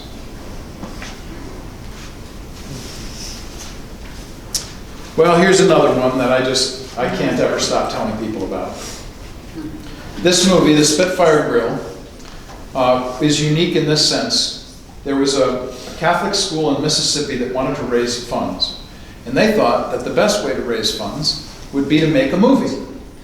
And so they decided that they would listen to all the stories that people brought. People were doing their pitches, and so on. Well, when they heard this pitch about the Spitfire Grill, there wasn't a dry eye in the whole board that was listening, trying to evaluate, and they immediately went on to this. Most of the actors, as I understand, didn't take any payment for this movie. It really was, they really wanted this to become a true fundraising event. I think the original showing netted like $4 million or something, which, I would love to have for Comenius, I'll just say that up front. Or ZekeFilm, for that matter, What the things we could do, Oh, yeah, $4 million. Yeah. But this movie, notice all of the things I put up here. PTSD, returning citizen, which, if you're not familiar with that term, that means somebody coming back from prison to real life. That's what we don't refer to them as ex-cons or anything like that. Grace, faith, redemption, sacrifice, transformation, all these concepts are going on in this movie. And if you've never seen Spitfire Grill, man, along with Unfinished Life, you have got to see Spitfire Grill. So I really highly recommend it. Again, you can find this on Prime or Netflix. I forget who's doing it, but it's there. And by the way, in a lot of these movies, like Spitfire Grill, for instance, you can read my reviews online if you're so inclined. That's one of the things about Peacock. I was in that accident last night. For those of you who might not have known, I got hit by a car last night. In my car, thankfully. It wasn't me, my body, thankfully. So I just wanted to say that about Peacock, for instance, you can go and read my review online. If you want to watch the movie and then hear what I have to say about it, just go and read it. Just type in Peacock in the search line in my website, warpandmove.org, and go find it. Same with this one. I talk about Spitfire Grill and Unfinished Life a lot. Sean Penn has made some really good movies. He's a fine actor. I thoroughly shake my head at his political views sometimes and the things he does and the people that he goes to visit in other countries. But that aside, he is a fine filmmaker and a fine artist himself. And his portrayal of this mentally challenged young man is unbelievably good. Again, the struggles and joys that all humans face. This is lifted again out of my handout there. Really, really fine film. I highly recommend that. Michelle Pfeiffer does a great job too. Here's another one that doesn't get talked about much, but should get more play. This was done just before 9/11, as I recall. Jack Nicholson plays a man whose wife has just died. She dies in the film, but what he tries to deal with after the fact. And the writing he's doing, so he finds that there's this catharsis that he's having with this young boy that he's supporting someplace in Africa somewhere. And he's writing to this guy like he's just getting it all off his chest, you know. And here's this kid, you know, for whom he couldn't read this if it was actually, you know, somebody's got to translate it for him. But he's changed by these events. And he's changed by this interaction with this person that he's never met before. And the power of the last scene, again, I won't spoil it for you, is really paramount here, I think. So, the death of one gives life to another. I think we can find that kind of thematic idea in lots of different movies. But I highly recommend About Schmidt. If you can get through seeing Kathy Bates actually nude in a hot tub scene. It's very quick. It's very quick, but there it is. Nonetheless, it's there. Sometimes I say to people, now remember, there's a sex scene in there. I have to say that to some audiences, you know. In this case, I just thought it would be important for me to say that. It does seem that Mel Gibson is making a comeback. Hollywood is being forgiving of Mel after 10 years ago and his various picadillos, however you want to describe what he was invested with, anti-Semite kinds of comments and so on. But what fascinates me about this, and about his redemptive, this really is a movie about Mel Gibson and about his redemption, basically. And what fascinates me about this is not so much the movie, but Jodie Foster. Because Jodie Foster has been a favorite friend of his since Maverick, since they were on Maverick together, when they did that movie together.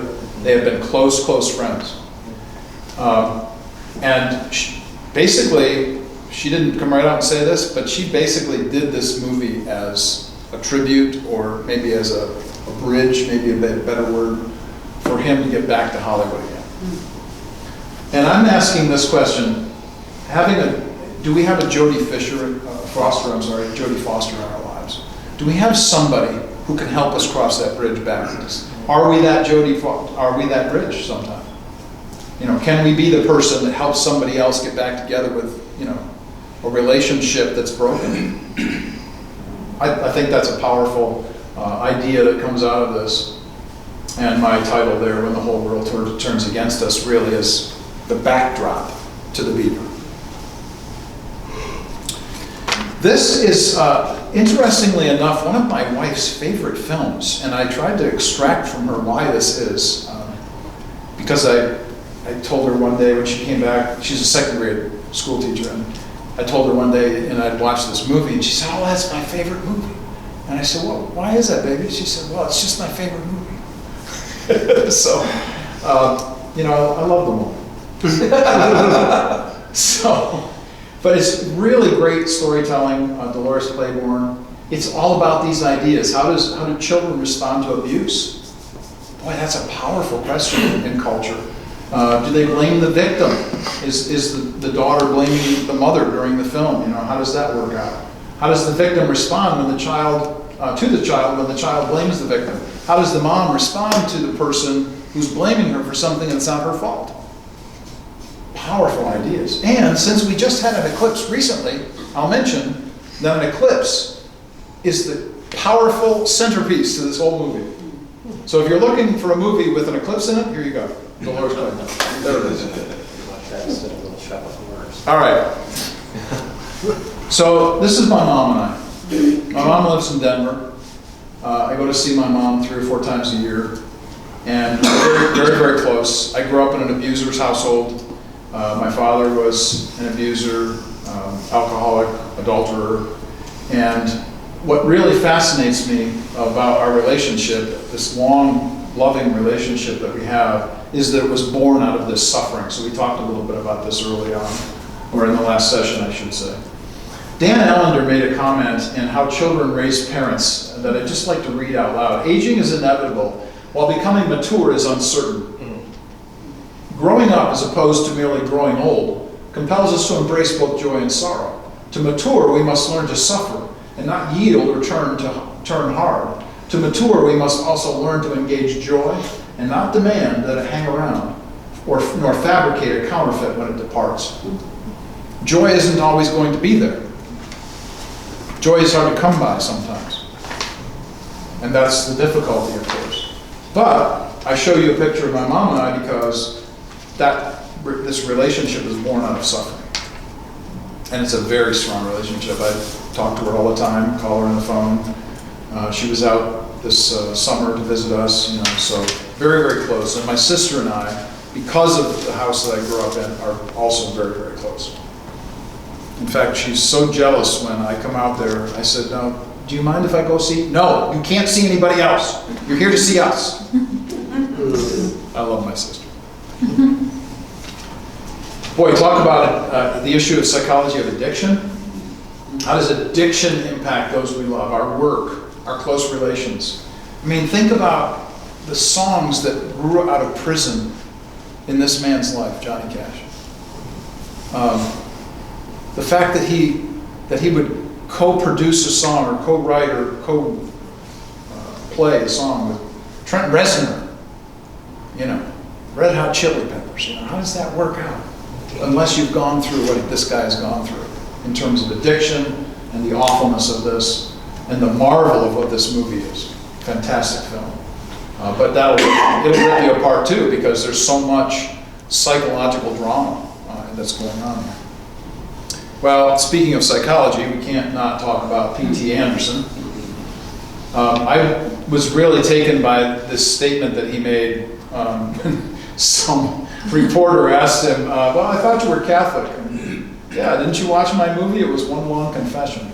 And man, I'm telling you, that statement just stays with me. Rock on, brother. Good for you.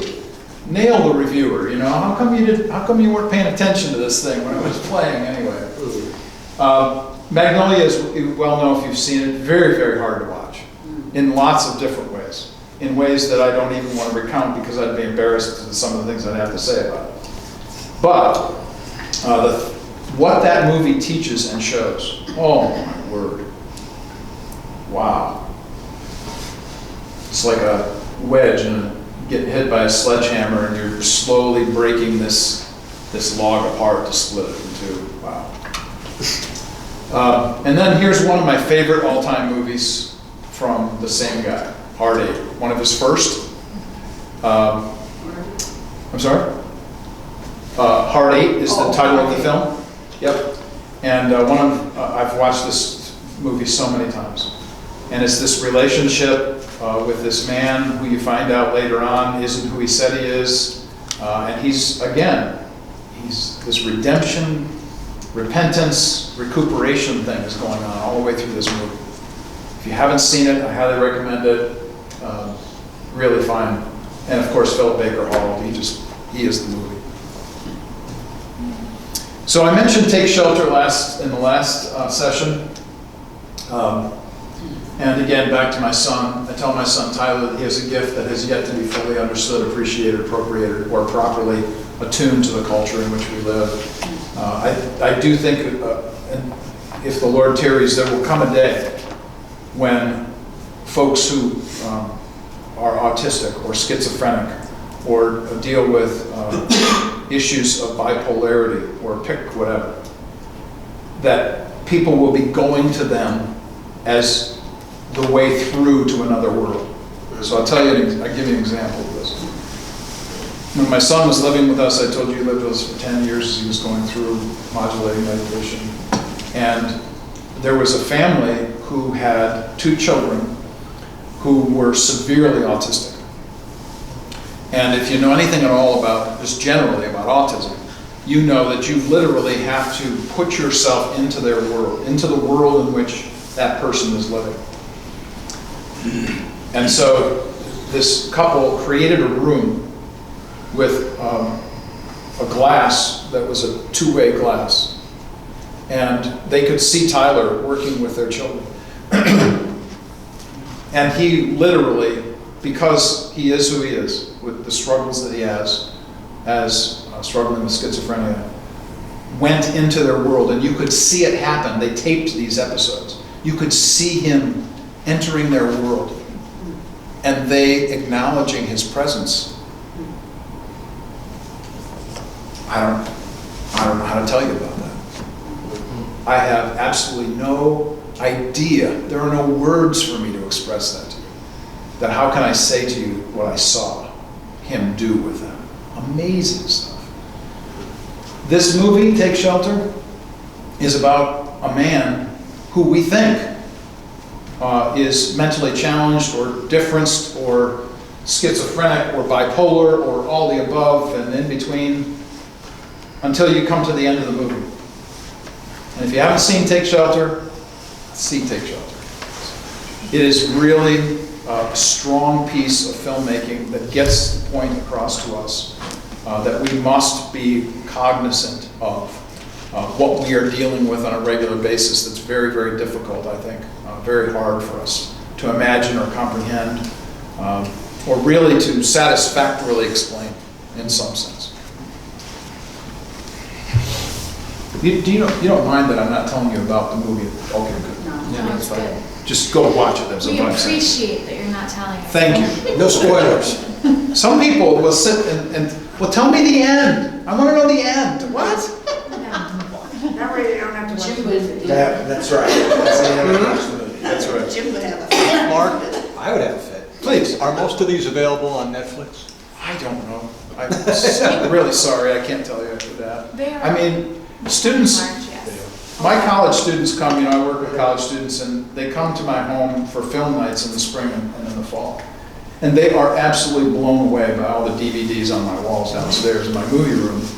And they're blown away because they stream everything now. Yeah. And they have no physical sense. That's why I said to you before, I miss Blockbuster and Hollywood Video. Okay, so, It's good to own one. pardon me? It's good to just have one in your house. A What? Blockbuster video wall of Yeah. DVDs. Oh, and I all the stand-ups I have downstairs, they're just so much fun. And they'll say to me, well, where'd you get all these stand-ups from? Well, when Blockbuster and Hollywood Video were going out of business, I had lots of friends there. And I would say, hey, can I have that one?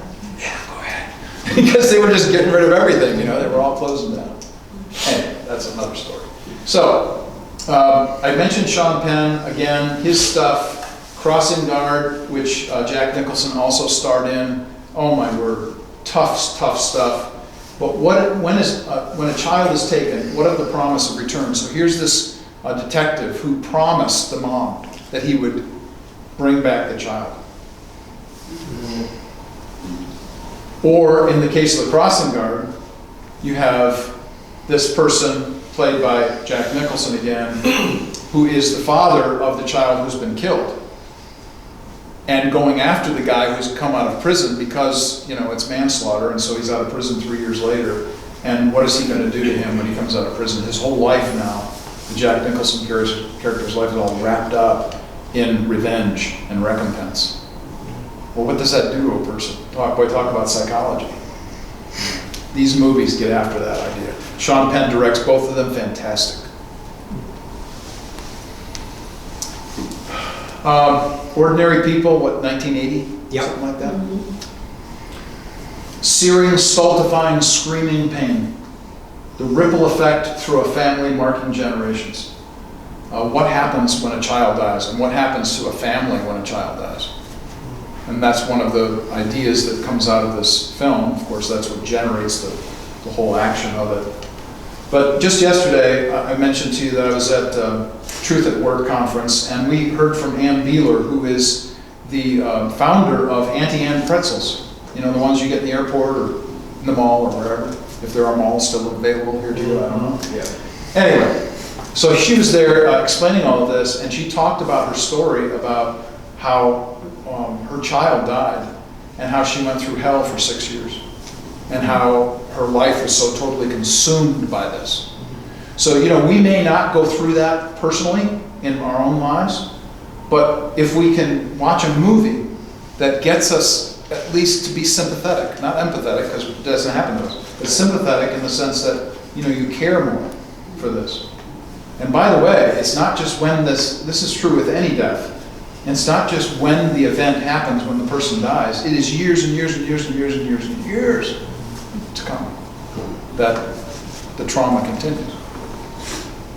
Here's another one of Robin's favorite movies, Face Off. This fascinates me because the woman is not, an action junkie like I am, but she really likes this. And so, the question here is, some psychological research suggests that we're changed as much by our behavior as by our will. What happens when will fights behavior? So what happens when the faces are changed? Do the people change along with the faces? I think John Woo's perspective on this, especially being a Christian, is really fascinating. And of course, you can't get away from a John Woo film without dubs being in there someplace, and there being a ballet with 45 caliber pistols. So, and I mean that by a ballet, by the way. It truly is when you watch his movies. Grand Canyon. I'll never forget. Robin and I watched this. What did it come out? 1990, 1991. We literally turned to each other at the same time. And we said, everybody in the church has to see this film. Everybody in the church has to see this film. And we weren't just talking about our local church. We were talking about capital T, capital C. So what do we control in life, and how does our lack of authority impact our psyche, mindset, disposition, attitudes toward ourselves or each other? That's what the whole film is about. Is this all these different people from all different stations and classes and ethnicities and ages and in life, and they're all trying, and they all get thrown kind of together, and really kind of crashes is a modern day Grand Canyon in that sense of things. Ageism and discrimination and ageism. We're talking about psychology. How do we view people who are older? How do we deal with the elderly? And that's not even a good word. How do we care for the elderly? How do we see others as they grow older? How do we see ourselves? How do we compensate for the things that we have lost? Because that's a movie, it's a fun movie, but that's basically the essence of it. Because as we grow older, we keep losing stuff. And we lose it in different ways, but we're still losing stuff. All the things we used to be able to do, friendships and whatever, all that stuff's in there. This is a brand new book. It just came out on Amazon yesterday. It is by Douglas Grotice, who is professor of apologetics at Denver Seminary, whose wife is going through dementia. And he wrote about it. IVP just published it. It just came out yesterday. So I just used Ronald Reagan's lines here. Unfortunately, as Alzheimer's disease progresses, the family often bears a heavy burden. I only wish there was some way I could spare Nancy from this painful experience. When the time comes, I'm confident that with your help, she will face it with faith and courage. Alzheimer's, dementia.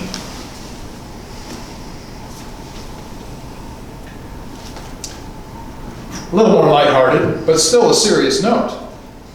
Again, one of Robin's favorite movies. Here's a boy who wants to dance.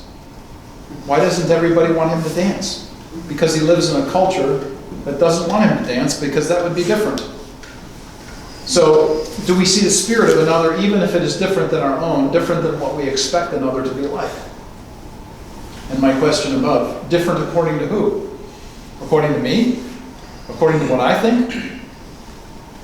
And how do isn't that going back to Leviticus 19 again? How do we deal with the stranger? We should, what is the emphasis in Leviticus? Love the stranger. In fact, the Hebrew word that God uses for I love my people is the same word he uses when he says love the stranger. Same word. It is a covenantal concept word. Some guys don't grow up. Of course, this is a psychological issue. How do we get the grown-up to grow up? Are there certain expectations of what it means to be a man, and should we be concerned about the future of maleness? This is actually at IUPUI, where I work with faculty who are not necessarily Christians. I'll complain about this all the time. that they're seeing in their students sitting in the classes, that the girls simply usurp the class, and the guys don't care. The guys are not engaging. This is an issue for my unbelieving friends teaching at IUPUI. About a boy gets after that. And here's one. This is just sweet. Seriously sweet. Where do we find our worth, and does the one who serves have a broader psychological balance in life? I think the answer to that is yes. But Miss Pettigrew lives for a day. Francis is just marvelous, of course. How is the best way for us to engage life? I think it's by serving. How could we not talk about this in psychology and film? To be created in the image of the personal, eternal, triune creator, again, from my handout there. But we can all, because I'm sure we've seen it, if not once, multiple times, how much there is in the life of this person who is very different from everybody else, that just manifests itself in so many different ways. Fantastic. And my title, Never Sell Anybody Short. So, let me try to draw some of this to a bit of a close here. This is from the Seattle School of Theology and Psychology. I thought you'd get a kick out of this. The theologian needs to pay attention to the poet and the activist. Where are the rumblings happening? From there, we can do our reflection. Sometimes we need to start with practice first, which influences our ideas. Remember what I told you before, that there are studies that say that our behavior influences our will, and also the other way around? Well, this is truly one of those. So I'm showing you a picture of my daughter and my son-in-law. My daughter is a poet, graduated with a degree in such from Loyola School of Chicago, downtown Chicago. And my son-in-law, Sam, Moody Bible Institute, downtown Chicago. Theologian, married a poet. And when we, were getting wind of all of this and it was coming true and so on, that's what I celebrated. I told them, this is the perfect marriage, poetry and theology. Poetry and theology. Because it really is an amazing thing to see the two of them. They're church planters in Fines, Ohio. They truly love and care for the people in that little town. About 20,000 folks there. And everybody knows them because they're so giving and kind and generous. And Chelsea grew up in my house, so she's half a theologian at least, if not more. And I think that's one of the strengths that she brings to her teaching in her own settings as she teaches. But it's the poetry. It's her life of poetry and how she portrays that to others. Okay. So God's story is about common grace. By the way, you can find all kinds of things. This is right off of my website, Warb and Woof. This is my definition of quote, common grace. The goodness of all creation benefits all people. A scriptural emphasis on God's beneficence and goodness in weather, language, discovery, agriculture, and so on continues all the way through the Bible. It's a huge issue, one that we ought to focus on more as we talk about film. Common grace elements that are present in movies. So, I think this is what Walking Dead is about. Silent screams and loud suffering. This series asks the questions that everybody asks. How does one deal with serial loss? Is this life all there is? Why should we care? Why not give up? Is life worth it? And do we keep going? I think they really bombed and botched this last season. I'm having a difficult time finishing this season. But I think leading up to this, it's been a fantastic series that asks very deep and important questions that should be asked in culture. So let me run through a few ideas here. The question is, how does one hate the evil and love the good in this culture? This is right out of Amos chapter 5 and verse 15. I call this first responders to chaos. That we literally need to run toward the pain. So if we see evil and turn away, we've only become part of the evil. Did I tell you about the white supremacists that came after me? Oh my. Wow. If you go on my website and you look at all of the numbers on Facebook for what I wrote about Charleston. And all I did was I posted a statement on social media that said, "I stand with my black brothers and sisters, #Charleston." And I had people coming out of the woodwork at me. It was amazing. And this guy literally wrote 10,000 words. And I let him just post what he wanted to post underneath, because it was a running dialogue. A lot of people were. So finally, people asked, "Well, how come you haven't said anything yet?" And I said, "Well, I was waiting for you all to stop. And I'll write something this coming week." So I wrote my 500-word essay. I usually try to keep my essays to about 500 words. I'll write my 500-word essay this week. So you can go back on my website and read what I wrote about Charleston. And, Is it Charleston or Charlotte? You remember Charlotte? Charlottesville. Why was I saying Charleston? You were saying Because the Charleston. church shooting was in Charleston. Maybe I was thinking about the dance. I don't know. No. That's a different episode. Thank you. Yes, you are correct. But it's good to stand with both. Yes. Stand with both. Charleston and Yes. Charlottesville. Yes. You can be. Right. So anyway, I had to stand with my black brothers and sisters because that stuff that was going on there is evil. So to not is to become a part of it. Building relationships with others opens the door to discuss this pain, I think. Strengthen small groups, grassroots institutions where we live, where chaos begins. Don't ever sell yourself short, by the way, on these issues. Don't think, well, I'm not doing anything. Yes, you are. You're lighting a light in the darkness, wherever the darkness is, wherever you are present as Christians. Whatever mercy and love and generosity you give is a light to people. We do not allow anyone's pain to be censored or left out of public view. Everybody should be actually highlighted and not left out. When we silence others through shaming their ideas, perspectives, or approaches, we help continue the pain. By the way, this happens both on the left and the right, politically speaking, constantly. And I just want to shout at people, would you just stop? Persuading others to respond to others' pain demands the voice of the powerful, the privileged, and the well-positioned. I emphasize this point because if people who are in positions of influence don't do something, then the breadth of the opportunity may be lost. So, let's see what time it is. I can tell the story. So part of what I said earlier, developing relations between Euro and African American churches and individuals. So a lot of the people on my radio show every week are black, and that's very intentional. I love my black brothers and sisters. And I was in a radio interview this last week with Dr. Clyde Posley at Antioch Baptist downtown Indianapolis. And we were discussing this kind of thing on air. And I said, I bear the responsibility. I didn't do to slaves 200 years ago what was done to them, but I bear responsibility as one who was privileged and grew out of the benefits of that systemic violence. Amen. I bear responsibility for that in the sense that I don't bear culpability, but I bear responsibility in the sense that I need to do something about it. So I said to Dr. Posley, I said, I want to tell you about my succession plan. So, this is a side note, I'm 60 years old.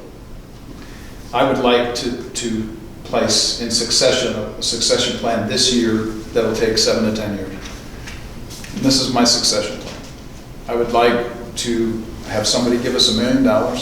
This is what's going on in our fundraising. Ask me what I would do with $1 million. I would like to take that $1 million and not put it into a place, but put it into a person.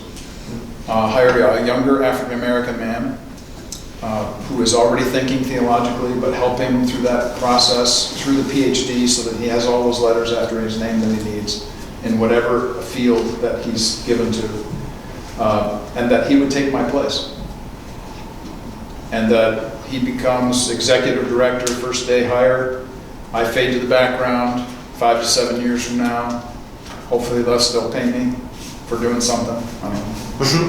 But But to me, and that's what I said to Dr. Posley, this is my opportunity. This is the one thing I can do in my position. I don't have great power in anything. I mean, I write a lot, but maybe that makes a difference, I don't know. But in terms of my position, this is the one thing I can do. And I will do that one thing. So pick something. Pick one thing that you can do. And it doesn't have to be what I'm talking about.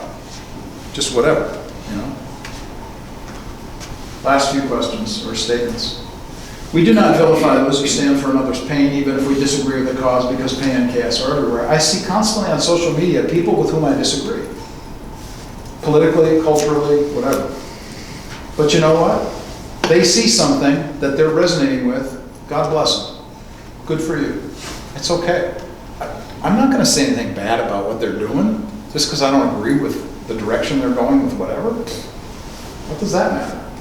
So I encourage other folks because they're dealing with the pain that they see.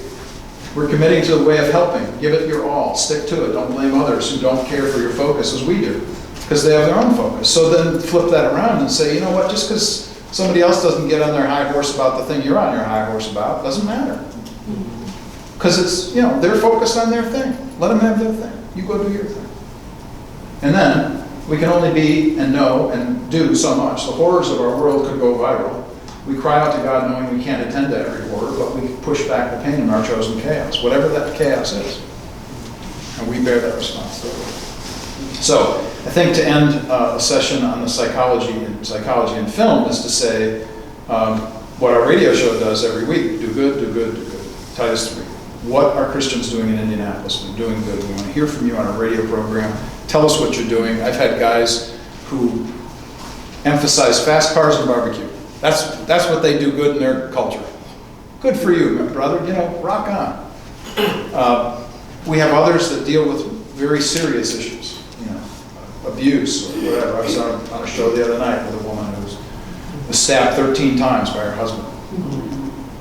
So, you know, we want to emphasize those kinds of things, those opportunities. But we can't do it all. So let's not beat ourselves up because we can't do it all. Let's do what we can do in the area that we've been given to do. And I'm going to say to you again, this is not just a pat on the back. I'm just going to say to you that what ZekeFilm does is hugely beneficial to the culture. And I pray that it will continue as best I can to do these kinds of things or write reviews as I can do that.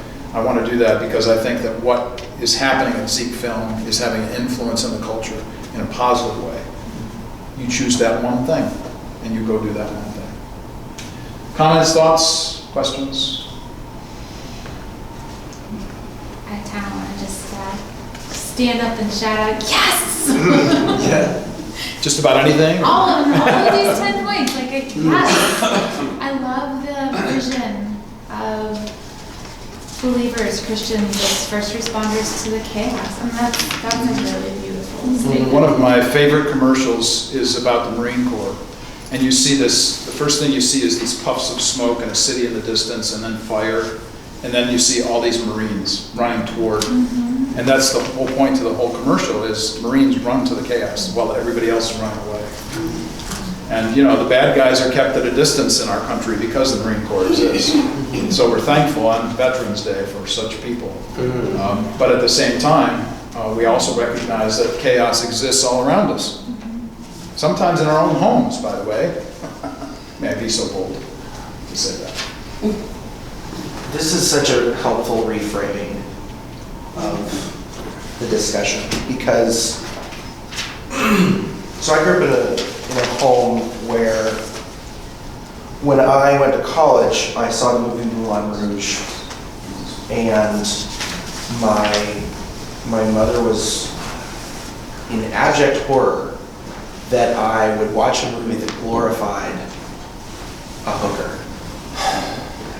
Yeah, that was the same reaction I had. And it was just like trying to explain to her.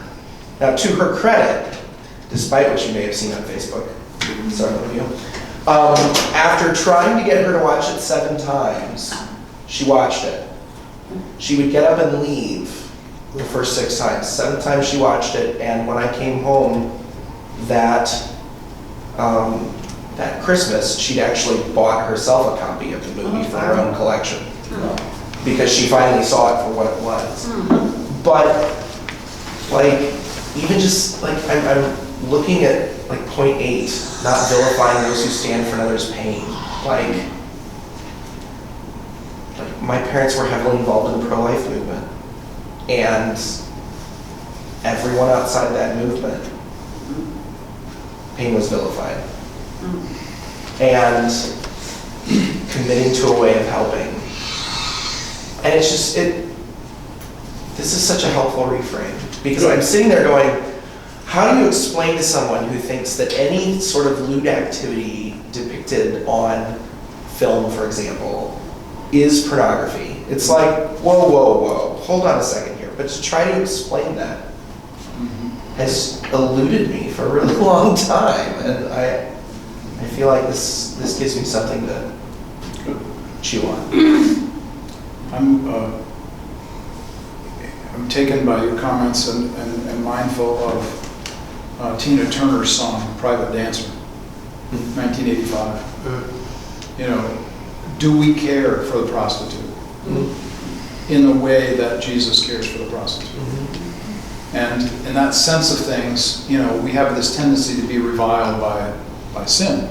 Well, be reviled by the sin, but, you know, person that's invested in this needs Jesus as much as anybody else. And I can start preaching here, but also. Other thoughts? Yeah, these notes that you have are different from the handout. They are. Is there a way to make what you've shown us on the screen available? Happy to. I'll send them to Jen. Okay. I thought these 10 were on there.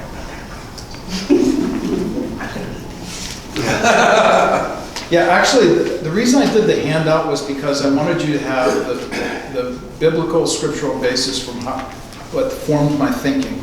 And that said, that I wanted to do this. So it's very different, obviously. And frankly, I didn't have time because I was even doing some of this this morning, kind of refreshing whatever, to kind of make these things into a PowerPoint, 6 slides on a page, kind of thing. But I'll be happy to send them.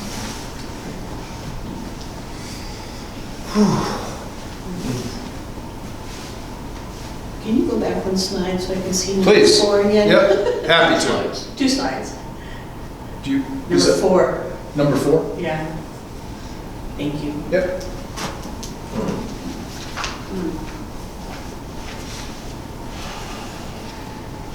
We should make these rules for Facebook. Oh, What'd you say? Should make these Rules rules. for Facebook. rules for Facebook. Any comments on anything? Yeah. I have actually, for what it's worth to you, I don't know. I've mentioned that there's an awful lot of stuff on the websites, ComeniusInstitute.com and WorkRemove.org. So I teach in the fall. My pastors asked me to teach. I belong to a PCA church too. And my pastors asked me to teach in the fall, and I taught, 2 years ago on suffering. So I think these slides actually come from that. So you can actually find at least 10 of my teachings on suffering. You can find online, videotaped, just like we're doing right now. So I think that might be helpful if you're interested in pursuing any of this stuff any further. Yes, ma'am. You mentioned the town where your daughter and son-in-law live. Defiance, Ohio. Oh my gosh.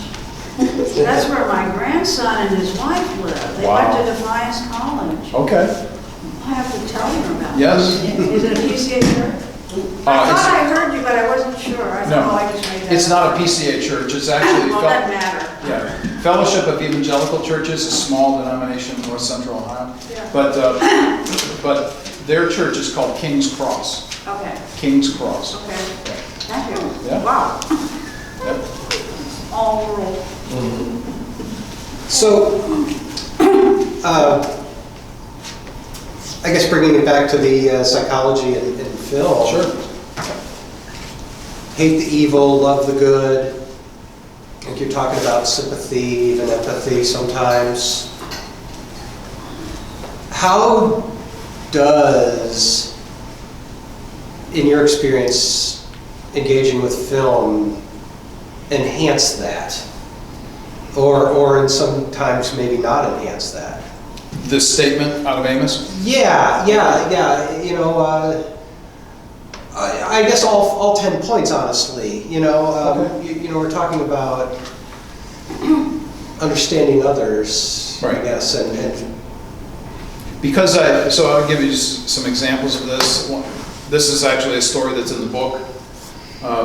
When I watched Halle Berry in The Call, if you recall this, it's a movie about a young girl that's been kidnapped and about to be used as a sexual slave. And Halle Berry is the 911 operator. And she's trying to go find this guy, you know. And at the end of the movie, okay, so just as a side note to this, because of how I grew up and my love for my mom and my sister, you just don't do anything to women in my presence. You don't talk to them in a way that demeans them, anything. So, I just think. And I'm downstairs, I have a movie room, projection screen, 4x7 foot. Come to Indy and watch a movie with me. Yeah. It's a lot of fun. Yeah. Come on over, we'll have a good time. I'll even feed you, we have a room, bathroom up there, everything, you can just, anyway. So, I found myself at the end of this movie, as the climax is coming, out of body experience, literally. I am standing out of my seat, screaming at the screen, "Kill him! Kill him now!" I'm just livid, so enraged by what I'm seeing. So, hate the evil, there's an example of how that impacts me sometimes. I get enraged by what I see. But in terms of loving the good, I mean, I've shown all kinds of different films that in one way or another make me weep because of how impactful they are, how they're gut-wrenchingly important ideas that drive home how we should treat other people. And so, yeah, this happens to me all the time, and always really through movies or the visual stimulation of television.